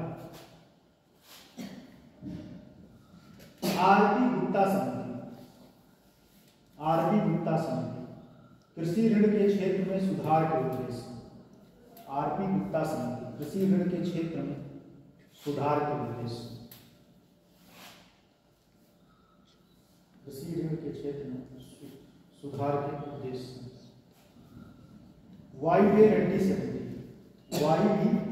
रेड्डी समिति, वाई.बी. रेड्डी समिति छोटी बचतों में, वाई.बी. रेड्डी समिति छोटी बचतों से जुड़ी व्यवस्था में सुधार के उद्देश्य। छोटी बचतों के से जुड़ी व्यवस्था में सुधार के उद्देश्य। पी.आर. खन्ना समिति, पी.आर. खन्ना समिति गैर निष्पादित, पी.आर. खन्ना समिति गैर निष्पादित, पी.आर. खन्ना समिति गैर निष्पादित परिसंपत्तियां की रूपरेखा, गैर निष्पादित परिसंपत्तियों की रूपरेखा में परिवर्तन। अगला है दीपक पारेख, ये बहुत बड़ा है, इसको अंडरलाइन कर लीजिए। दीपक पारेख समिति आधारित संरचना के वित्तीय मामलों में, आधारित संरचना के वित्तीय मामलों में सुझाव देने के उद्देश्य। अगला ये भी बहुत इंपॉर्टेंट है, डी सुब्बाराव समिति, डी सुब्बाराव समिति मौद्रिक नीति पर तकनीक सलाह के उद्देश्य, मौद्रिक नीति पर तकनीक सलाह के उद्देश्य।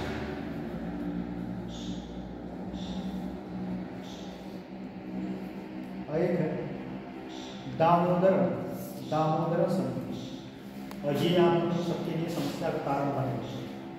जो बैंकों में मिनिमम बैलेंस का दिया गया 1,000 रुपये रखना है, ये इन्हीं का सुझाव है ना।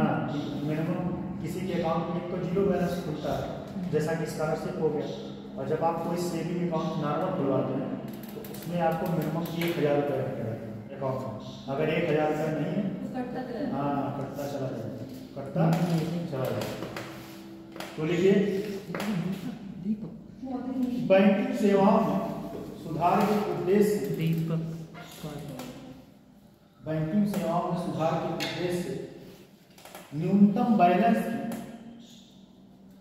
खातों में, ऐसे लिखोगा, खातों में न्यूनतम बैलेंस की, खातों में न्यूनतम बैलेंस के लिए सुझाव दिया।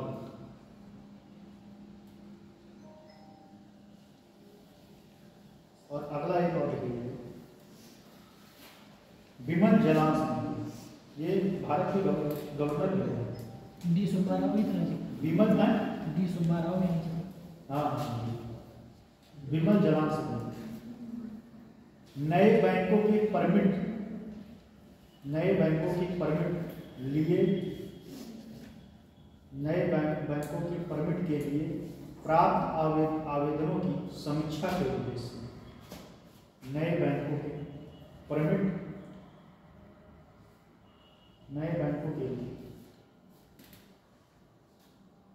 नए बैंकों के परमिट के लिए प्राप्त आवेदनों की समीक्षा के उद्देश्य। अगला उर्जित पटेल समिति, उर्जित पटेल समिति आवेदन की समीक्षा के, उर्जित पटेल समिति,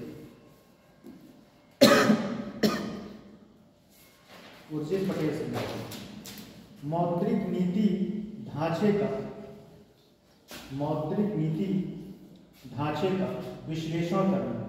मौद्रिक नीति का ढांचा, यही इन्होंने ही कहा था कि हर 3 महीने में मौद्रिक नीति पर बैठक होनी चाहिए। मौद्रिक नीति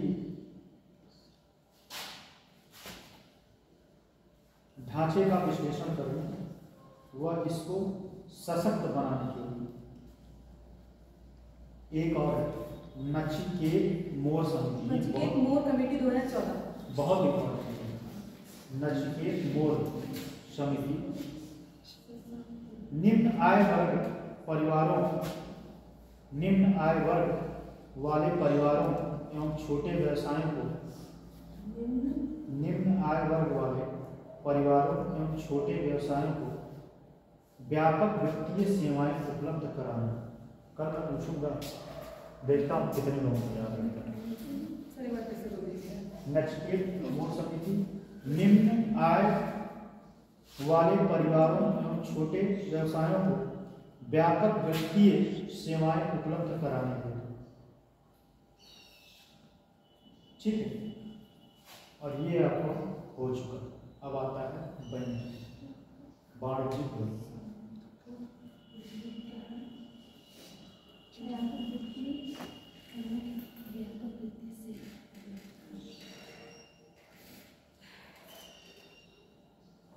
चलो अब अगला है वाणिज्यिक व्यवस्था।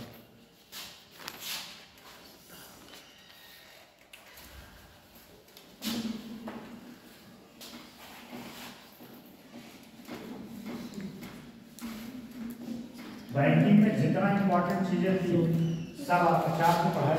आज चौथा दिन तो कौन सा दिन? बैंकिंग का तीसरा है।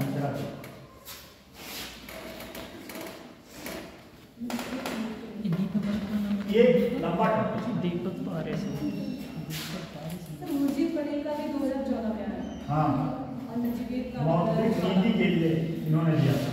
मौद्रिक नीति तो बनता है ना, पहले क्या था 4-4 महीने, अब 3-3 महीने मौद्रिक नीति बनता है। इसकी समीक्षा की जाती है।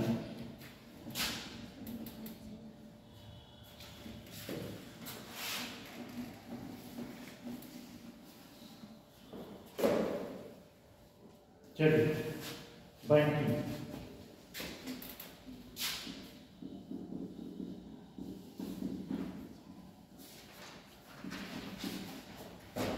बैंकिंग का कार्य क्या है? बैंकिंग का क्या कार्य है? पैसे का लेन देन करना। पैसे का लेन देन, ठीक है। और एक बात मैंने पहले बताया था, बैंकों का अपना कोई पैसा नहीं, बैंकों का अपना कोई पैसा नहीं होता, सिर्फ दिमाग लगाता है। आपके पैसे को उनको, उनको पैसे को उनको, उनको पैसे को उनको करता है, ठीक है। बैंकों की शुरुआत कब?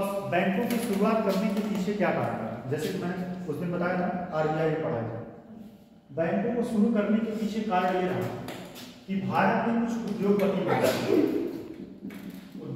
वर्ग और भारत में गरीब वर्ग, जिनके पास पैसे थे, उन्होंने एक बैंक बनाया, ठीक। बैंक बनाया मतलब बैंक क्या बनाया? ऐसे समूह, गांव में जाते हैं समूह जाते हैं, तो ऐसे ही तौर पर इन्होंने फाइनेंस सिस्टम बनाया। और उस फाइनेंस सिस्टम में इन्होंने कहा कि जिसको पैसे की जरूरत हो हमारे पास आए और बदले में ब्याज दे, तो मैं उसको पैसे दे दूंगा। और जिनके पास पैसा एक्स्ट्रा हो वो मेरे पास पैसा जमा कर सकते। लेकिन इसमें बड़ा धोखाधड़ी होने लगा कि लोग पैसा जमा करते थे और पता चले पैसा होगा, देखे रखो चक्कर, बेचारा खत्म कहानी। और इसमें एक चीज और होता था, ब्याज दे दो। जो इनका खास होता था उसको कम पैसे में ब्याज देते थे, और जो इनका खास नहीं होता था उससे ज्यादा सूद लेते थे। इसीलिए मजबूरन जो केंद्रीय बैंक का कॉन्सेप्ट आया था, बैंकों को रेगुलेट करने के लिए केंद्रीय बैंक का कॉन्सेप्ट आया। बैंकों का सर्वप्रथम सबसे पहले बैंक ऑफ इंग्लैंड की स्थापना की। किसका? बैंक ऑफ इंग्लैंड, इंग्लैंड किसकी स्थापना की गई थी? इंग्लैंड में, ठीक है। और इसे ही बैंकों की जननी कहा जाता है, इसे ही बैंकों की जननी कहा जाता है। किसको कहा जाता है? Bank of England. अब भारत का सबसे पहला बैंक कौन सा? पूर्णतः भारतीय द्वारा पंजाब नेशनल। पंजाब कब हुआ था? 1994। 1994 की 1894। अगर क्वेश्चन पूछ ले पूर्णतः भारतीयों द्वारा स्थापित भारत का पहला बैंक, तो पंजाब नेशनल बैंक 1894 और स्वामी विवेकानंद शिकागो में कब किए थे स्पीच? 2015 सर आप ऑप्शन दीजिए, हम बताएंगे। सर आप ऑप्शन दीजिए, सर आप ऑप्शन दीजिए, सर आप ऑप्शन दीजिए, सर आप ऑप्शन दीजिए। हाँ, विवेकानंद मतलब शिकागो में भी लेक्चर दिया था। लेक्चर वो मतलब पहन के गए थे, वो हंसने लगते हैं, फिर वो मतलब लेक्चर देते हैं तो भाइयों और बहनों इस पे 15 1 मिनट का मौका मिला, 15 मिनट तक ताली बजे बस। हाँ हाँ सर, आप डेट बताइए, वो दीजिए ऑप्शन। 91, 92, 93, 94। गांधी जी वापस कब आए? 1 जनवरी 2015। गांधी जी से पहले भी क्या? इसके पहले और कांग्रेस के सम्मेलन में भाग लिया। वो दिल्ली में हुआ।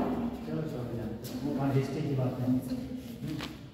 तो सबसे पहले बैंक का कॉन्सेप्ट कब आया था? ठीक है, बैंक ऑफ इंग्लैंड, ठीक, वाणिज्यिक बैंकों की जननी से कहा जाता है। ठीक है, और भारत में ये तो बैंक आया नहीं चल नहीं पाया, खत्म हो गया। एक आया, उसके बाद जो है वाणिज्यिक बैंक 1770 में, कौन सा आया? 1770 में। 1770 में एक बैंक आया। देखो 3 बैंक बने थे। पहला एक बैंक था, इस तीनों बैंकों को मिला के एक बैंक बना था, इंपीरियल बैंक ऑफ इंडिया, जो बाद में एसबीआई का स्वरूप हुआ, जो बाद में एसबीआई बैंक बना। एक बना bank of Bombay, bank of Maharashtra, bank of Bombay, bank of Madras और बैंक ऑफ कलकत्ता। ये तीनों बैंकों को मिला के सन 1955 में इन तीनों बैंकों को मिला के क्या बना? Imperial bank of India. Imperial bank of India, यही इंपीरियल बैंक ऑफ इंडिया बाद में जो है एसबीआई बना 1955 में। कब बना? 1955 में। आपके बात को क्या है? ठीक, 1955 में। और एक बात ध्यान दीजिए, जब भारत में आरबीआई नहीं था तो ये केंद्रीय बैंक का काम करता था। कौन? एसबीआई केंद्रीय बैंक का काम करता है। ठीक है, तो 1970 जब वाणिज्यिक बैंकों की जननी कहा था। पहला वाणिज्यिक बैंक 1770 में कलकत्ता में अलेक्जेंडर एंड कंपनी द्वारा, किसके द्वारा? अलेक्जेंडर एंड कंपनी द्वारा स्थापित किया। कब किया गया? 1770। देखिए सफल नहीं हो पाया। अलेक्जेंडर और कंपनी के द्वारा यह स्थापित तो किया गया, लेकिन यह सफल न हो पाया। ठीक है, उसके बाद bank of Hindustan, bank of Hindustan में हो सका है। बैंक ऑफ हिंदुस्तान भी बहुत ज्यादा सफल नहीं हो सका। आगे कहानी आगे जो है 1818 में बैंक ऑफ कलकत्ता, यही से स्टार्ट हुआ। यही से मतलब वो कलकत्ता से मुंबई 1818 में, सॉरी 1806 में, किसमें? 1806 में लिख लीजिए। 1806 में बैंक ऑफ कलकत्ता, फिर बैंक ऑफ मद्रास, फिर bank of Bombay, bank of Calcutta, bank of Madras, bank of Bombay, इन तीनों को मिला के भी बना था इंपीरियल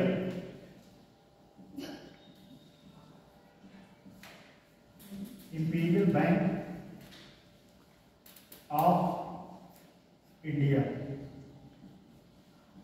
ये कब बना था? 1921 में। कब बना था? 1921 में। बैंक ऑफ 1806 में ये है, ठीक है। फिर ये 1840 और 1883, ये है 1800, ठीक। कलकत्ता जो है 1800, डेट सही होगा। बैंक ऑफ बॉम्बे, ठीक, बैंक ऑफ बॉम्बे 1840 और ये 1843, ठीक। बैंक ऑफ कलकत्ता 1806, फिर बैंक ऑफ मद्रास 1883 और बैंक ऑफ बॉम्बे 1883। 40 43 ठीक 1843 40 बॉम्बे जो है 1840 और मद्रास 1843 और कलकत्ता जो है 1806। इन तीनों बैंकों को मिला के 1921 में कौन सा बैंक बना? Imperial bank of India. और 1921 में इसी इंपीरियल बैंक ऑफ इंडिया को बाद में 1955 में राष्ट्रीयकरण करके क्या करके राष्ट्रीयकरण करके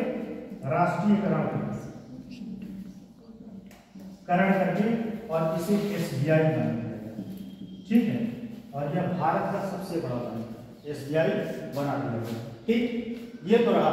लेकिन अगर कुछ सबसे पूर्णतः भारतीयों द्वारा सबसे पहला बैंक स्थापित, यही ग्राफ बना बस, उसके बाद इसमें लिखवाना नहीं, लिखवाने वाला कुछ नहीं। भारतीयों द्वारा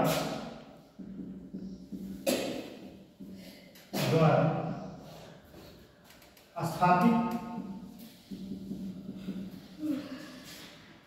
या कह सकते हैं पूर्णतः भारतीयों द्वारा स्थापित पहला बैंक, भारत का पहला बैंक PNB कब? 1894। ठीक है, 1894 PNB।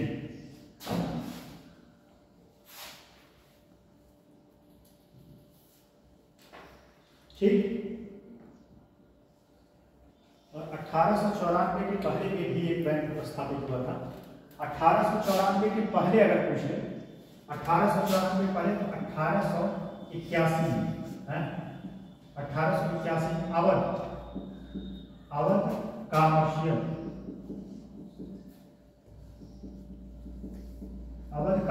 बैंक,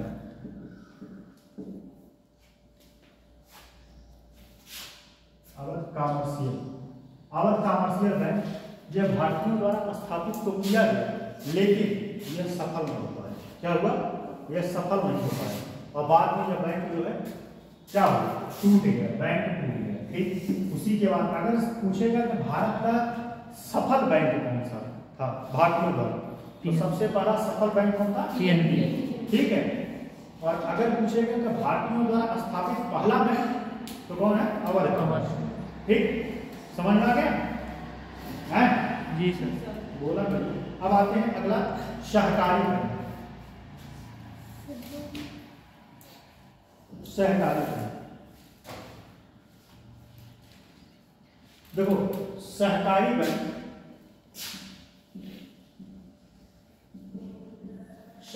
बैंक के नाम से ही पता चल रहा है कि है सरकार और प्राइवेट सेक्टर दोनों मिलकर इसको बनाया। सरकार और प्राइवेट सेक्टर में लोग, सहकारी मतलब लोगों का प्रतिनिधि। ठीक है, इसमें प्राइवेट सेक्टर में जैसे कि अमूल प्लांट जो है वो सहकारी प्लांट है। सहकारी मतलब सरकार तो उसमें इन्वेस्ट किया है, लेकिन मतलब लोगों के द्वारा भी अमूल का शेयर धारक है। जैसे आप भी हो सकते हैं, अमूल में जाइए, पैसा लगाइए, आपके पास पैसा है, आप भी उसके शेयर धारक हो सकते हैं। हाँ, सहकारी बैंक। ठीक, अगला आता है क्षेत्रीय ग्रामीण बैंक। क्षेत्रीय ग्रामीण बैंक, ये समझ लीजिए, क्षेत्रीय ग्रामीण बैंक, इसका कॉन्सेप्ट समझो। इसको फंडिंग कौन करता है? फंडिंग कौन करता है? नाबार्ड। नाबार्ड बताए तो, नाबार्ड अभी इसके पहले तो नाबार्ड में पढ़ाए थे। ये वित्तीय संस्था क्या है? एक वित्तीय संस्था। ये वित्तीय संस्था, और यह फंडिंग किसको करता है? प्राथमिक क्षेत्र और प्लस कृषि से संबंधित जैसे लघु उद्योग है उसको भी फंडिंग करता है, और ग्रामीण क्षेत्रीय बैंक को भी करता है। क्षेत्रीय बैंक का कॉन्सेप्ट आया था 2 अक्टूबर 1975। ठीक, 2 अक्टूबर 1975 2 अक्टूबर 1975। ठीक है, इसमें क्या होता है? 50 50 30 50 30 50 30 50 35 और 15 इसको समझ 50 35 और 15 कॉन्सेप्ट के लिए बैंक स्टार्ट करता है। देखो 50 15 और 35 समझिए 50% जो है केंद्र का हिस्सा होता है। किसका होता है? केंद्र का हिस्सा। और 35% स्पॉन्सर बैंक होते हैं। कौन से होते हैं? Sponsor bank. स्पॉन्सर बैंक अभी बताएंगे स्पॉन्सर बैंक होता है। और 15% राज्य का हिस्सा होता है। किसका होता है? राज्य का हिस्सा होता है। अब समझिए 50% तो केंद्र देता है, 15% स्पॉन्सर बैंक। जैसे आप देखते हैं आप यहाँ क्षेत्रीय ग्रामीण बैंक है, क्षेत्रीय ग्रामीण बैंक है, आपके पास एटीएम है। अगर देखना हर जिले का अलग अलग स्पॉन्सर बैंक होता है, ठीक है। और यहाँ हो सकता है कि क्षेत्रीय ग्रामीण बैंक का स्पॉन्सर बैंक पीएनबी हो, बरेली में हो सकता है बैंक ऑफ बड़ौदा हो, और हमारे यहाँ हमारा जो डिस्ट्रिक्ट है वहाँ एसबीआई स्पॉन्सर बैंक है। स्पॉन्सर बैंक के थोड़ा सा और आसान बताते हैं स्पॉन्सर बैंक का होता है। जैसे पिक्चर आता है, मूवी आता है, तो उसको कोई स्पॉन्सर करता है। क्या करता है? उसको पैसा लगाता है। क्या लगाता है? पैसा लगाता है, प्रमोट प्रचार। देखते हो ना कि sponsor by Nirma company, sponsor by ब्रिज company, sponsor by coca cola company. बात समझ आए? तो ये स्पॉन्सर बैंक जो होते हैं, स्पॉन्सर बैंक इसमें ये पैसा लगाते हैं। 35% हिस्सेदारी इनकी होती है, 50% हिस्सेदारी केंद्र की होती है और 15% हिस्सेदारी राज्य की होती है। और स्पॉन्सर बैंक हर जिले का अलग अलग स्पॉन्सर बैंक हो सकता है। जैसे पीलीभीत का स्पॉन्सर बैंक, मान लो पीलीभीत का स्पॉन्सर बैंक एसबीआई हो, ठीक, एसबीआई हो। और बरेली का स्पॉन्सर बैंक बीओबी हो, ठीक, बीओबी हो गया। कहीं का और जैसे इलाहाबाद का एक समय स्पॉन्सर बैंक का इलाहाबाद होता था। कौन सा था? इलाहाबाद। कहाँ? इलाहाबाद क्षेत्रीय ग्रामीण बैंक। हमारे यहाँ का कौन सा है? और उसी के अयोध्या में क्या है? पीएनबी बैंक स्पॉन्सर बैंक का कॉन्सेप्ट समझ में आया जी? क्या समझ? जैसे 35% इसका शेयर होता है। हाँ, ये जो है उस बैंकिंग सिस्टम को स्थापित करने के लिए पैसा लगाता है, फंडिंग देता है। समझ में आया नहीं? कोई डाउट? 50 और इसमें रेशियो पूछा है ये एग्जाम में। 50 35 15 100 हो रहा है।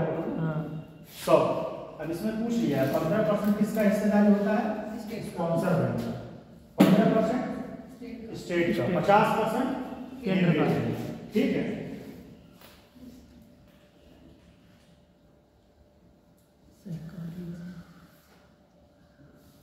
ठीक है जी।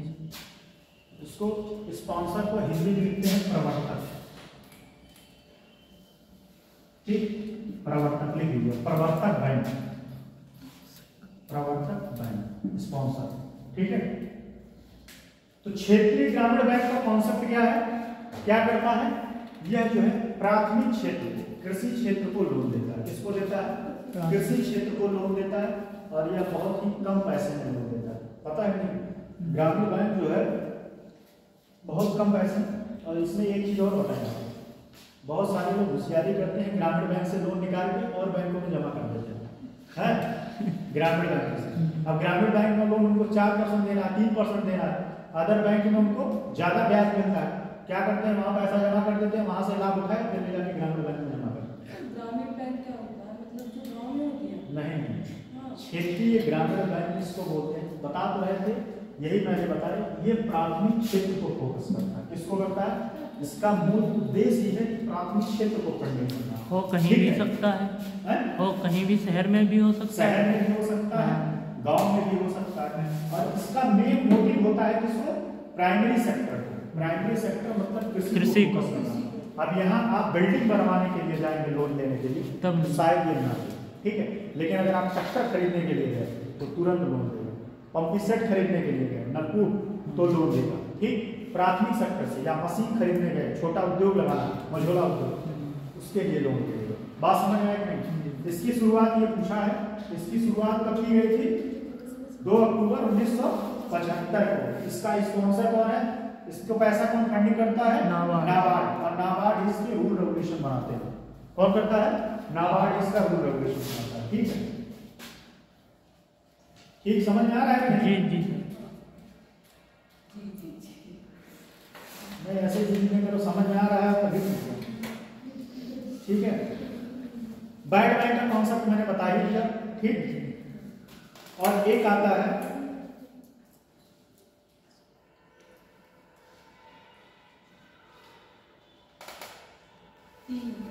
एक और लिख लीजिए आप, ये अभी रिसेंट में बहुत चर्चा हो रहा है।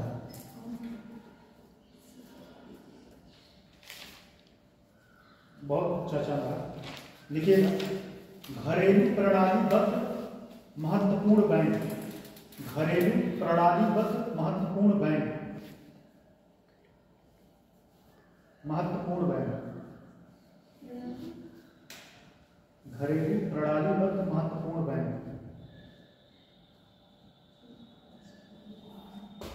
इसको लिखते हैं domestic systematically important bank. Domestic systematically important bank, या इसको शॉर्ट फॉर्म में लिखते हैं DSIBS। डी ऐसे लिखेगा, DSIBS। पहले इसका कॉन्सेप्ट समझिए। ऐसा माना जाता है इसमें 3 बैंक हैं। पहले तो बैंक नाम से कौन कौन सा? SBI, ठीक, उसके बाद ICICI, HDFC।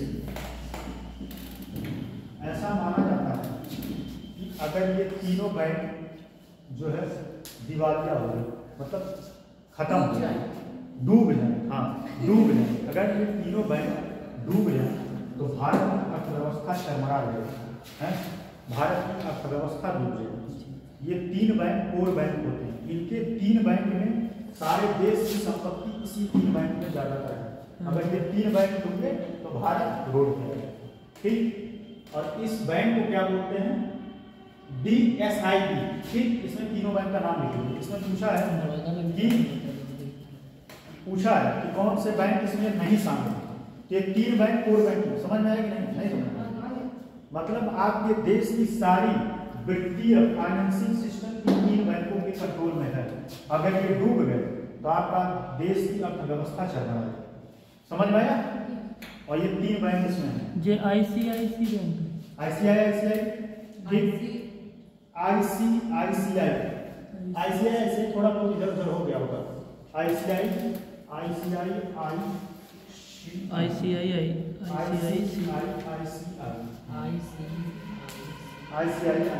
ठीक, HDFC।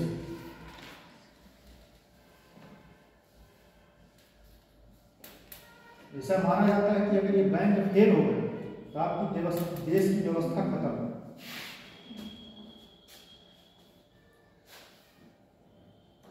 ठीक है,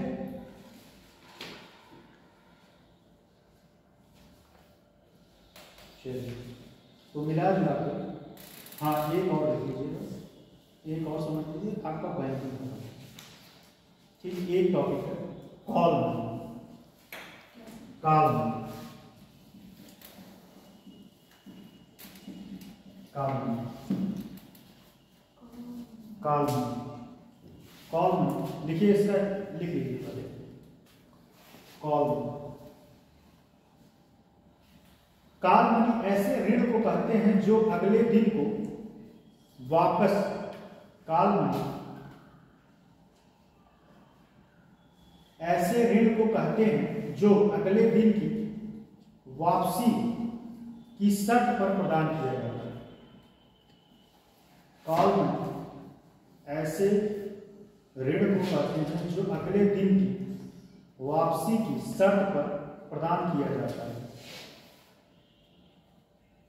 कॉल मनी का उपयोग बैंकों के आपसी लेन देन में, कॉल मनी का उपयोग बैंकों के आपसी लेन देन में होता है। जिस दर पर बैंक आपसी लेन देन करते हैं, जिस दर पर बैंक आपसी लेन देन करते हैं उसे काल मनी कहा जाता है। समझिए, काल मनी कहा जाता है।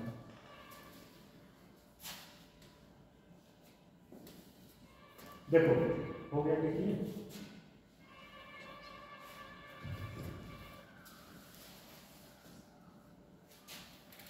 हो गया। देखिए काल मनी का मतलब क्या है, जैसे बैंक में आपको एग्जाम्पल आसान सब देंगे, जैसे आप बोल रहे हो ठीक, उस दिन मैंने कपड़ा वाला एग्जाम्पल समझाया था, जैसे मॉल में गए आप समझ में आ गया, आपने कह दिया कि मुझे पैसे दे दो तब तुम्हें पक्का वापस कर दूंगा, लेकिन अब ये क्यों दें, इनको देने के लिए इनका भी कुछ लॉस होना चाहिए। आपने बोला कि चलो अच्छा ठीक है, तुम 100 रुपये दो, तुम्हें 110 रुपये दो, नहीं तुम्हें 100 रुपये दो, तुम्हें 10 समोसा खिलाएंगे, 100 रुपये देंगे और समोसा भी खिलाएंगे, ये कहेंगे ठीक है दे देते हैं। तो ये जो समोसा खिलाने का आप पैसा दे रहे हैं यही ब्याज है, ठीक है, बात समझ आएगी, जो खिला रहे हो उसका ये ब्याज है, और आपको पैसे की जरूरत पड़ी तो आप अपने साथी के पास गए। ऐसे बैंकों को जब कभी जरूरत पड़ती है और RBI के पास नहीं जाना चाहते तो अपने संबंधी बैंकों से पैसा लेते हैं, किसके लिए, रात भर के लिए, तत्काल उनको पैसे की जरूरत है, और रात भर के लिए जो पैसा उधार लेते हैं उसी को काल मनी कहा जाता है, और उसमें जो ब्याज लगता है उसी को क्या कहा जाता है, काल मनी। बात समझ में आती है, ये काल मनी पूछा है इसलिए मैंने लिखा। अब एक और लिखे विमुद्रीकरण, जो काफी चर्चा में है, डिमोनेटाइजेशन, विमुद्रीकरण,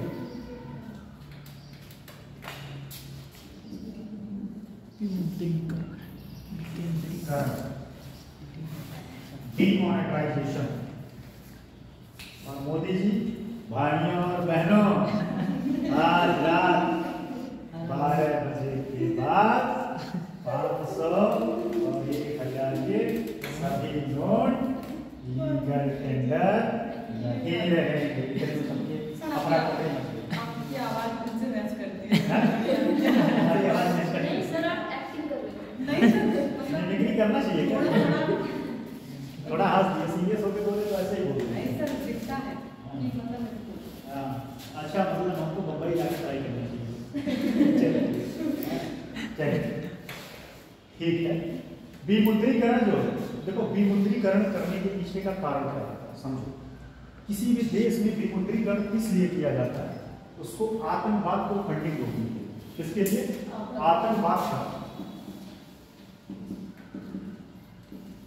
आतंकवाद को फंडिंग दिया जाता है उसको रोकने के लिए। दूसरी बात ब्लैक मनी, ब्लैक मनी को, ब्लैक मनी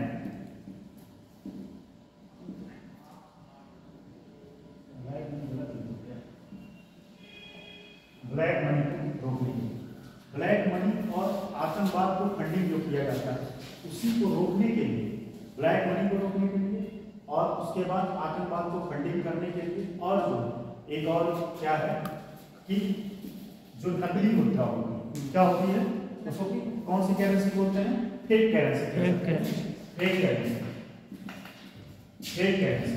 कभी कभी क्या होता है कि फेक करेंसी इतना चलन में आ जाता है और लोग जान नहीं पाते। फेक करेंसी अगर आपको 500 रुपये, मुझे तो एक आध बार मिल चुका है 500 का 100 का, समझ नहीं पाओगे, आप सच बता रहे हैं, लेकिन आप जब नोट के साइज से देखोगे तब समझ में आएगा। उसके नोट थोड़े छोटे होते हैं, बहुत मुलायम उसके पेपर होते हैं। तो ये सब सारी चीजों को रोकने के लिए विमुद्रीकरण किया गया। लेकिन 1.5 घंटा हो, देखो ज्यादा बंद करो। 1:44